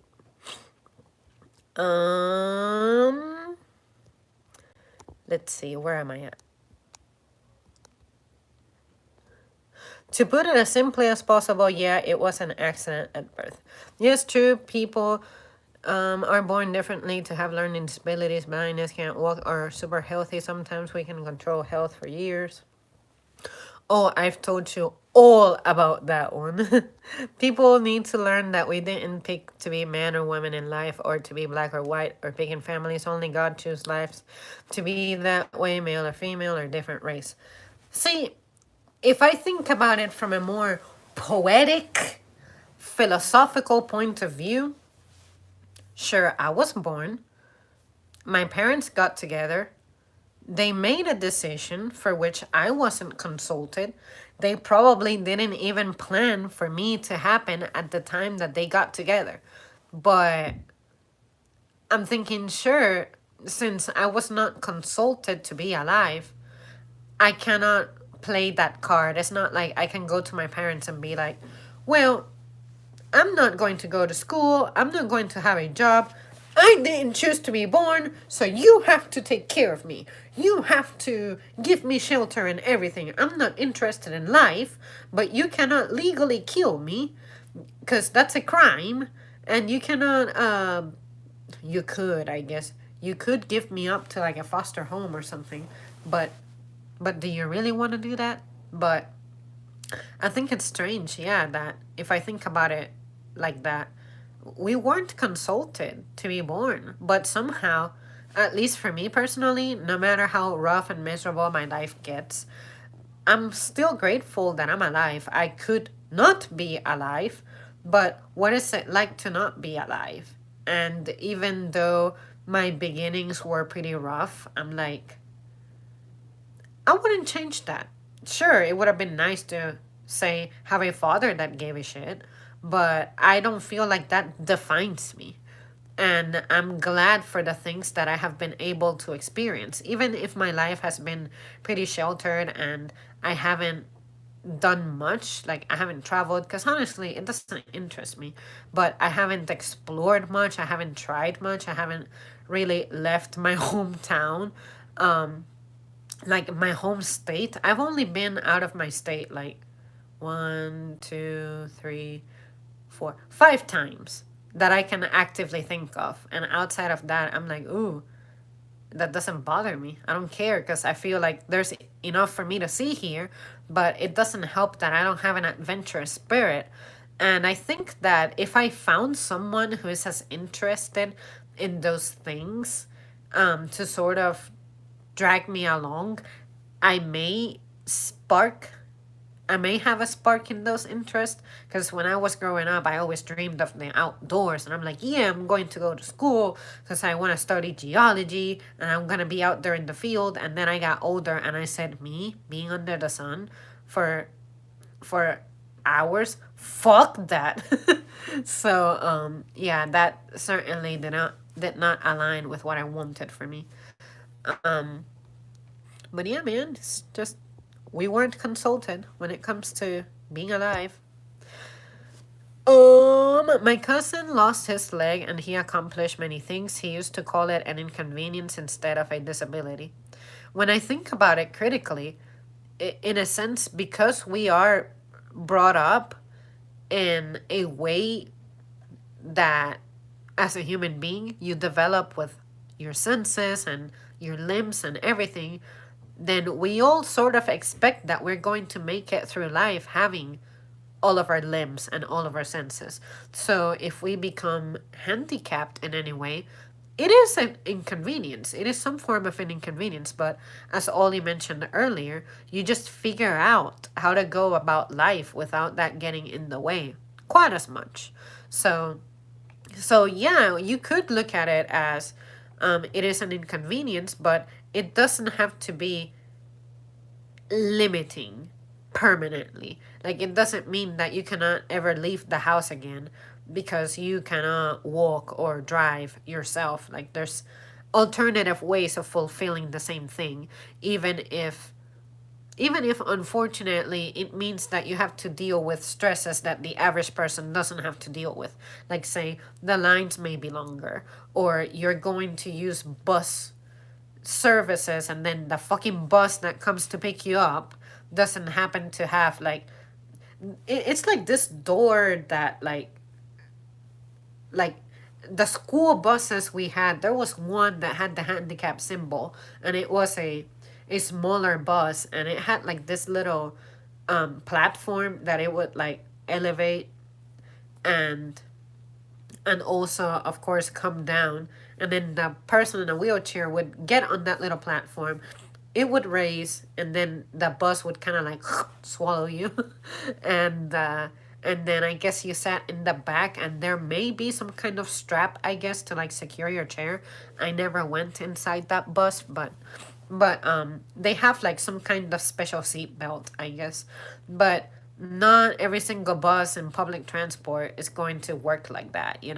So I think that would be the inconvenient aspect of being disabled in instances like that, where you cannot physically manifest like the average person can. Because it's true, those things are there. Like, we cannot say that every vehicle that's in taxi form could handle a wheelchair. Like, unless you have a van, I think vans are more optimal for people who have disabilities. And you require like a chair or something. Because I try to think about my little Corolla and how I might squeeze a chair up in there, and I would need to do so much maneuvering to make it happen. but yeah, I just don't think that it's fair that across the board, not everything takes into consideration that there's disabled people that are going to need help. So you need to like fortify your building to be able to accommodate for these people. Thank God we met, and yes, I'm very blessed in my life. Really happy that I know people have problems, but people need to be thankful. I'm healthy, safe by God, being different.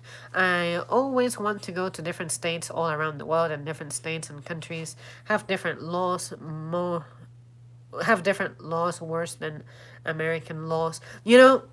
One of my biggest fears about going to a foreign country would be that since I don't know what kind of laws and stuff they have, I may be breaking a law without knowing it, especially those countries that, how can I phrase it, where laws rule women differently and you have to like wear stuff over your face and everything. I would be so absent minded about that because I'm not used to that. And I'm like, oh wow, I am breaking the law by not covering myself. And all the many other random things that are considered illegal in other places that for us is a walk in the park. And do you guys, depending on what state you're from, do you have weird alcohol laws? Because there are some states that I have heard about that you cannot even buy alcohol until a certain day, or you cannot buy alcohol on a certain day in general. When I found out about that, I was mind blown because I thought that anywhere you go,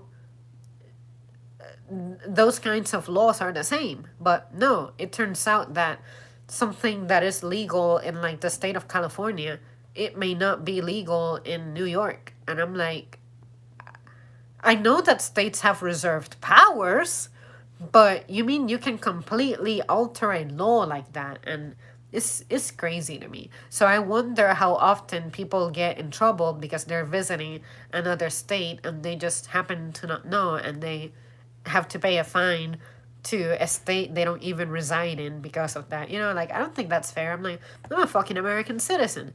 I can go any fucking state I want to. Why are you giving me such a hard time? You know? But yeah, I think that's part of the reason why I may not be too outgoing. And it's because I'm just scared about getting in trouble because I just do not have retention for all kinds of things. And it's not like the laws are really that different. Like, wow, if you walk funny, I'm going to pull you over or like arrest you or something. Like, no, nothing like that. But laws are different from state to state. And sometimes I get customers that tell me some stories and I'm like, for real? There is a state that you don't have to renew your driver's license for like, how many years is it? I think it's like 28 years. And I was like, what? How can you have this ID for so long, you know? Some states, I think you have to renew it every like 4 years or so. I think that's reasonable. But yeah, more than 10 years, like passports are good for, it's either 8 or 10 years, I forget. I think that's reasonable because in a decade, some people do change dramatically to where your photo on your passport just simply does not look like you at all. At least when it comes to me, I'm not someone who experiments a lot with my appearance. It's not like I'm dyeing my hair. I don't have weight fluctuations that are super severe. There are people I knew in high school who used to be super big and now they're like the fittest person in the world, and that blows my mind because they look absolutely unlike how I remember them. And if they didn't tell me who they are, I wouldn't know who they are. So yeah, laws do have funny laws like that, or states have funny laws like that. I know people being sick, lost their legs, home, loved ones, so much more, but we still gotta look up to God, staying strong. Giving up is easy to do. Faith is power. Do not have fear anymore. Anybody can take a person's life, but give true power can give that person life to cure cancer. That's true power to help sick people. I've always thought of doctors as people who have superpowers. The school of medicine. I've always wondered what it's like to go to the school of medicine. A school of medicine in general. Oh yeah, I remember that Ollie made a meme about this. You're an inspiration. And I remember that I at first did not understand it because of the character involved. But but it's strange to say that now that I think about it. It's strange to tell someone who's disabled that they're an inspiration, because it's almost like, oh wow, it takes you having a disability and getting by in your life for me to be persuaded that it's possible to live a full life if you're disabled. Why do you have to recur to a disabled person as a source of inspiration when inspiration is all around you? I'm not saying that disabled people do not deserve to have credit or be celebrated for their accomplishments and whatnot, but like, you're such an inspiration. Seeing you in a wheelchair and you're still able to do your grocery shopping. What? I don't know. I think it's odd. I've never looked at someone disabled and thought that they're inspiring. Not because they're not exhibiting something that is inspiring. It's just that I find it difficult for people to inspire me. The only example that I can actively think of me being inspired was I was inspired to learn the piano, how to play the piano. Even though I've always loved the piano, I've wanted to learn how to play since I was like 6 years old. But I always found it that I could observe many people playing the piano, but they did it in a way that, okay, cool, you have the skill, but But it takes one person doing something that other people can do a little differently for you to find them inspiring. Well, I found that this particular person playing the piano inspired me for some reason. Maybe it was their energy, maybe it was the kind of key that they prefer to play in, maybe it was their technique that inspired me. I don't know what it is, but it took one person when I was like 14 years old to inspire me to, in the future, keep that on my radar and be like, I need to buy a keyboard and practice how to play. I just feel that surge within me. But that has been the only time in my life I have been inspired extremely to do something. So, like, if I say I don't find that disabled people inspiring, it's not because I don't find them special. It's just that I am a difficult person to impress enough to inspire into something, you know? So yeah, that's my comment on that one. You guys let me know what you think, but I don't tell people that they're my inspiration very often because, again, it's not something that happens to me frequently. Um, I wish people would be inspired by something I did that was actually impressive. Yeah, yeah. I just went outside. I'm not taking the ring to mortar. I have learning disabilities, but I'm still chasing my dreams. Still fearless to be different. It's a blessing to have it because you see people's true colors. No one called me inspirational when I got my master's, an actual accomplishment. It's always just for I guess it's always just for me existing as a disabled person. That's true. It's almost like you have to explain and justify your existence. You're inspiring Ollie, but not for that. um, you seem very happy. Yeah, I mean, why wouldn't you find joy in life? As an able bodied person, I can tell you that there's a lot of things in life that I don't find um, that make me happy. I don't have many joys in life, put it that way. But the few that I do have, it's like, yeah, why not focus on that and remain happy about that? But to tell to a disabled person you seem very happy, it's almost like saying it should be impossible for you to find any joy given your situation. What makes you say that? What makes you think that? What prompts you to feel that way? And I guess it's because of the undermining that happens so much. I'm glad you exist, but the shows we've performed in are inspiring. Can I have a go? Now, I'll definitely admit that if I had someone within reach that's in a wheelchair, because I have never experienced wheeling myself in it, I will ask if I can give myself a ride on your chair. And honestly, it's out of curiosity. Like, am I good at steering this? Is my coordination as good as my walking and my driving and my riding a bicycle and all that? Or is this like rollerblading? I'm a complete piece of shit at it. I cannot do it. So I can see the curiosity behind that. So I can say that I would be guilty of that. I would ask if I could like use your chair if you're not using it. Like, why are you mad that I ask you for your chair? You're not even using it. And I'll look at it as it doesn't even have mileage, even though it technically does, because you have to put new tires on it. So, but yeah, I definitely feel the curiosity of asking someone if I can try their chair. I think the electric ones are kind of boring, so I don't think I would ask for that.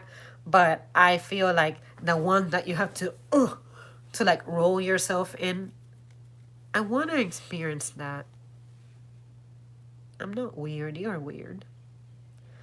I'm only parking here for 5 minutes. Oh, I guess it's when you actively occupy someone's disabled parking, even though a genuinely disabled person needs to park there. Something that I hate and I find abominable that I wish I could personally tip the police to ticket are the people who are very clearly not disabled, but you're driving a vehicle that has the disabled tags and you take advantage of that and you park really close to the store because you're a lazy fuck and you're using your car with the handicap plate, but the handicapped person is actually not present with you. That just brings out a special anger in me. And I'm not even a disabled person. I do remember a time that my mom was driving my grandma's car and she had the disabled tags. And I asked her, Mom, if you're able to park in the handicap spot, why aren't you? And then she said, well, because this vehicle is for special purposes, special circumstances. Just because I have disabled tags and I'm entitled to this parking lot doesn't mean that I should, because someone who is experiencing a real disability who could use this accessible parking lot. Now I'm going to be invading it, and I'm going to give them a bad experience. And then I asked her, well, what if someone else who is in our same situation does it instead? Then we missed out on the parking spot, but then the disabled person who genuinely needs it is still not getting their parking spot because another asshole beat us to it. And then she said, Zam, whatever you do, just try to be the nice human being. Take the initiative. Because you don't know, maybe by you not parking there, you don't provoke the delay that would cause the disabled person to not get the parking spot. And then when she explained that like that, I liked the fact that she was countering my thoughts, which I'm one of those people who I don't lose arguments very easily, and I've been that way since forever. But because mom always found a way to like counter my childish thoughts, I think that's why I I I am very confident about the way that I think now. And it's because she gave me that introductory course on how to think beyond what is immediately present given your current situation. And I'll never forget that. I remember, like, oh, so this means we can park in any disabled parking spot, right? But I never thought about what it meant for a disabled person to have the necessity for the disabled parking spot. But, as I said way earlier in my stream, just have patience for people like this. I'm a kid. Explain shit to me during my development ages, and I'll grow into a functioning human. But if you don't do that, then you cannot have high expectations of me when it comes to this matter. Whoops, I clicked on something I wasn't supposed to. Let's see. Exactly, I don't mind the concept of inspiring people, but when they call me inspirational for existing, that just says they don't care about anything else. I have had a ride in Ollie's chair, but only when he wasn't using it. Oh god, in my first year at uni, I got asked that a lot. I don't really mind since I like to get out of it. Like, I get why some people wouldn't like being asked to use a chair. If your chair gets damaged, you're in trouble. But my chair specifically is unlikely to be damaged by someone sitting in it for a bit. Interesting. You do realize that sitting is bad for you.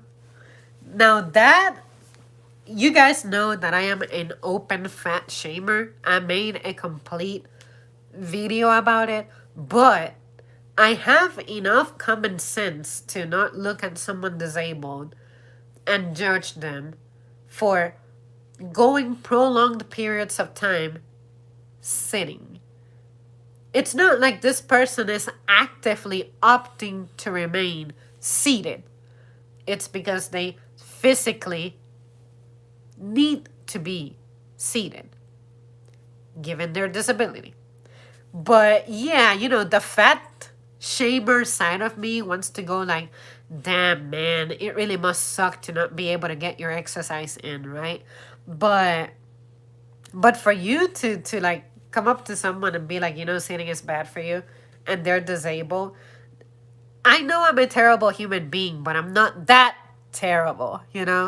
So if someone said that in my presence, I don't know how I would react. I would have to like have the visual of the person saying the ignorant thing to be able to react appropriately. But I really hope I can roast that person really good. I bet you get great parking. I guess we just discussed that, but technically, yes, they do get great parking, but no, because not all disabled parkings are made the same. I noticed that Walmart now has like a complete little island kind of parking spot for disabled people. And they have like, the road is like designed with diagonal stripes and stuff. And it never occurred to me that that's actually like a protected space for disabled people to navigate in while they're disembarking. And I thought, wow, I always thought that disabled parking spaces were simply for you to be parked closer to the store. But I never thought about the fact that this parking spot has been engineered to have extra space until Walmart designed theirs differently in recent years, and then it now makes a heap of sense. And I just remember noticing that disabled parking spaces tended to be a little wider, but some of them are still crappy by design. Unless you have something like the stuff Walmart has been putting out lately, then I think disabled parking spots are good because they're close to the building, but they still need improvement because it doesn't guarantee that someone who's in an accessible van can disembark from it, unless you park it in the right way, I guess. And finally, the last square on the bingo card is you're too young to be in a wheelchair. And you know what? This is particularly tragic, and I won't lie, I have had thoughts like that. Like when I meet someone and they tell me their story, like, oh, I have been disabled for a long time, or, well, I'm 18 years old, but I got in a car wreck and now I'm going to be disabled for life. You look at it as, wow, your entire life, your entire plans, the whole picture has changed. But that doesn't mean that your life has to be ruined from this. But I can see why people make that comment of, wow, you're too young for that. But it's still messed up because you're trying to tell this young person that now they're condemned to live a miserable life simply because of this event. No. but but yeah, I do tend to think that sometimes if I see someone, especially a child, I'm like, oh, did this just happen? Is this temporary? Or is this person suffering much more than what I can see? And you can't help but feel some type of way because you were that age and you're like, wow, if I would have been going through that at that age, my life would have been different. So you cannot really control your curiosity at that point, but what you can control is the way that you approach it if you're going to be involved with a disabled person. I think there is a respectful way of doing it, there's a condescending way of doing it, and there's just an outright disrespectful way of doing it. But for me personally, as I said in the beginning of the stream, if I ever ask a disabled person anything, it's because they have labeled themselves. It's like, sure, I'm a cripple, so it's not so easy for me to get a career in basketball. Like, I get it. So from there on out, I may be like, hey, if you don't mind me asking, is this something that's getting better? Is this something permanent? Because I want to get to know how this is affecting your life. But it's not, I'm asking these questions to determine what kind of treatment I'll give you. It's just that as human beings, we have goals, we have expectations, we have desires. And if you share that with me, I may be able to be more useful for the next disabled people that I meet. I want to be able to ask better questions. Maybe in the future, I become an engineer for roads and streets and buildings and the cars and buses, and I'll remember, you know what? I met a crippled person 20 years ago, and they made me aware that this is a challenge that they had. Holy fucking shit. 20 years later, we still haven't implemented this. It's about time. Now that I'm in a position of power, I'm going to do something about it. So you never know how sharing your story is going to be a beacon for change. So that's why I'm interested in hearing what everybody has to say, no matter what walk in life you are, because it's something that may happen to me. And now I will remember that we had this stream, and I'm like, oh yeah, people told me that it is possible to survive while being disabled. It is possible to accomplish great things while you're disabled. There are protections for you when you're disabled. There is aid for you when you're disabled. this and this and this and that, that the moment that my handicap begins, I may be too stressed, shocked, and overwhelmed to consider. And I think that if I have this pre discussed, if it were to happen, I'll have a better, more efficient, positive reaction to it. It doesn't mean I'm going to be happy living this way. Maybe it'll take a long time for me to accept it and decide to embark in life in a suitable way. But at least having this discussion makes me aware of some stuff. And who knows, maybe someone will see this and they'll learn just as much as I did. And I think that we have to start from somewhere because clearly our education system doesn't think that learning about disabled people is important. I was never, ever taught any of this. Why? Because most of us don't go through that, so they don't think that it's an issue that needs to be addressed or it's a matter that deserves discussion. What about if I'm pregnant and I give birth to a child that has challenges? How do I deal with that? I wouldn't know how to deal with that. I haven't been advised. I haven't been given the proper skills for that. It will be shocking. It will be scary. It will be stressful. But the more I expose myself to a topic that is scary and I'm not comfortable with because it's not my forte, I think that helps me grow as a person. And if I continue to hang out in my comfort zone, I'm deteriorating my mentality. And I have to be willing to expose myself to topics that are difficult and challenging for me to even grasp the concept so that I don't stunt my growth intellectually, you know? So, yeah, you guys, I hope that this topic was beneficial for some of you. I hope that some of you were able to let off some steam. And for me personally, it helped me realize that I think that I have it bad with some of the dumbass questions that I get, but this helps reinforce that someone out there is always having it worse. If I look for it, I will find people who have it much worse than I do. But from this, it helps me value asking the right questions. And I feel like with this bingo card, you see the people that people say, it may not occur to you to ask that to a disabled person, but you know that someone out there has done it and it infuriates you.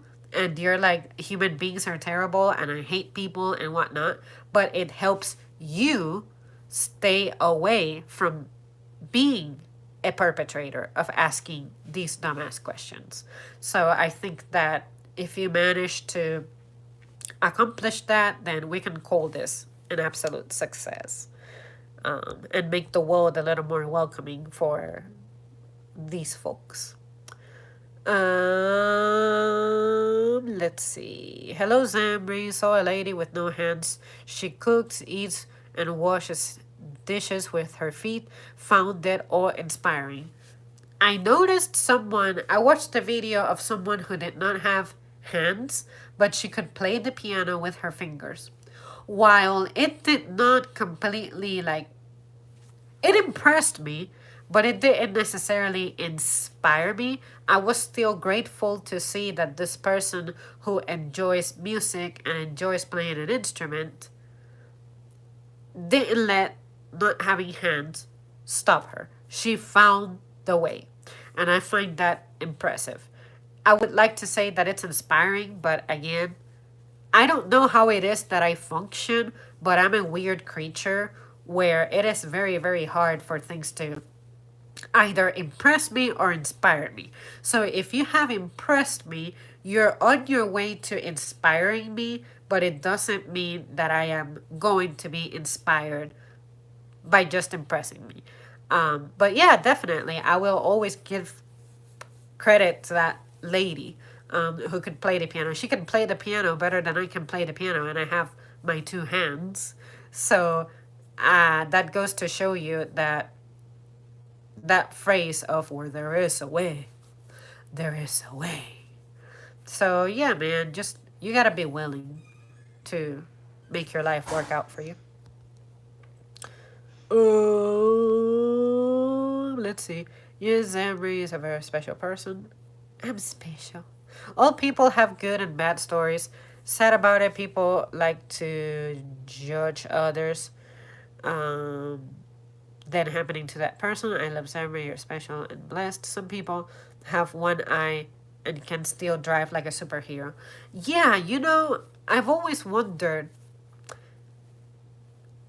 about one-eyedness because I realized that depth is like non-existent when you have just one eye. I have deliberately covered one eye before and I try to do things that I regularly do, and it's amazing how different perspective is when you don't have your second eye, to like support you. My biggest concern would be driving because I am that person who gives a quick glimpse over my shoulder when I'm about to switch lanes. And if it weren't for that, on two occasions that I can think of, I wouldn't have noticed that there was a car right there because they were hanging out in my blind spot. And I'm thinking about how if I lost my right eye and I'm going to switch to the right lane, I have to maybe turn some more to be able to see if there is a car on that side because my right eye was giving me that visual coverage, but now my left eye is going to be it has a bit of an obstruction because of the bridge of my nose. So I feel like I will become a slightly more dangerous driver if I were missing an eye. And if I were missing my right eye, looking over, or excuse me, if I were to lose my left eye, looking over my shoulder, it may be not as bad since the distance is not as great. Like my window is right there, so like me turning to look with my right eye. What may make it challenging is the fact that my neck can only turn so much. So maybe it might be worse given the proximity that I have to the window, but I feel like in some cases it might be better. And I have that mirror that usually catches very well who is hanging out right next to me. But either way, no matter which eye you were to lose, your driving will suffer some. But the way it'll suffer is that your awareness will be a little decelerated. So you have to be maneuvering a little bit more and scanning your mirrors more often to keep an accurate picture of what's happening around you. And when it comes to coordination, man, I was trying to grab the cup that was right in front of me, and I don't know what it was about having just one eye that made me spill it. But it wasn't anything. It wasn't a big deal. It was just a tiny cup of water.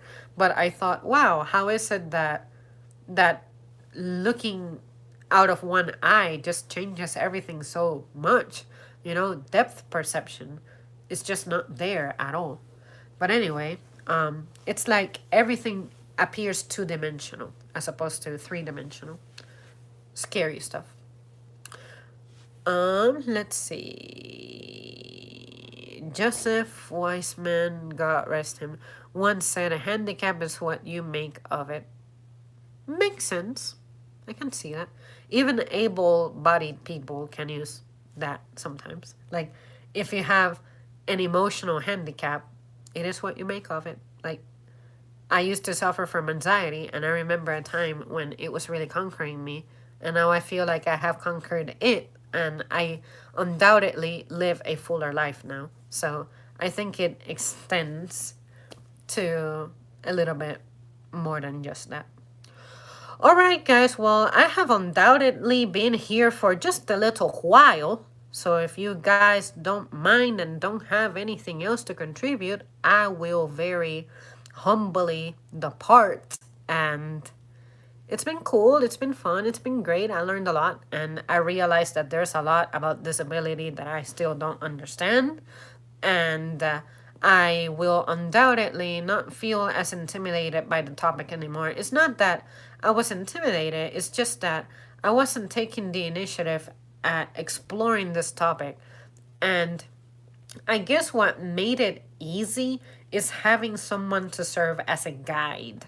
So honestly, if I didn't have someone like, say, Ollie in my life, there's stuff that I probably wouldn't have heard of still to this day. And there are some things that he texts me about sometimes, and I'm like, I fucking never thought about that. I never imagined that. Something as basic and simple as this, and for you, it's not that smooth and what?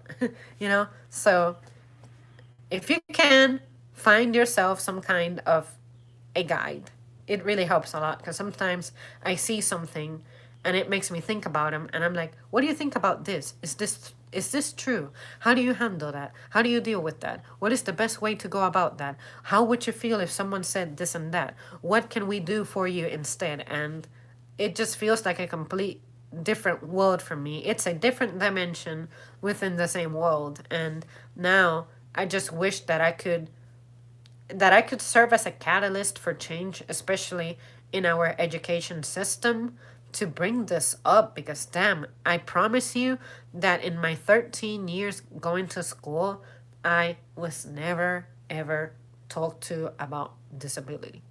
The only time it came up was in my psychology class, but it was to explore how having one of your senses handicapped may alter your perception of your surroundings, but it wasn't an exercise about what it's like to live with an actual disability. Like go a week without standing up or walking or something like that.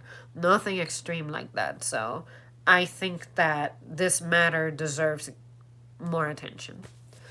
Alright, guys, well, thanks so much for tuning in, and I will see you soon.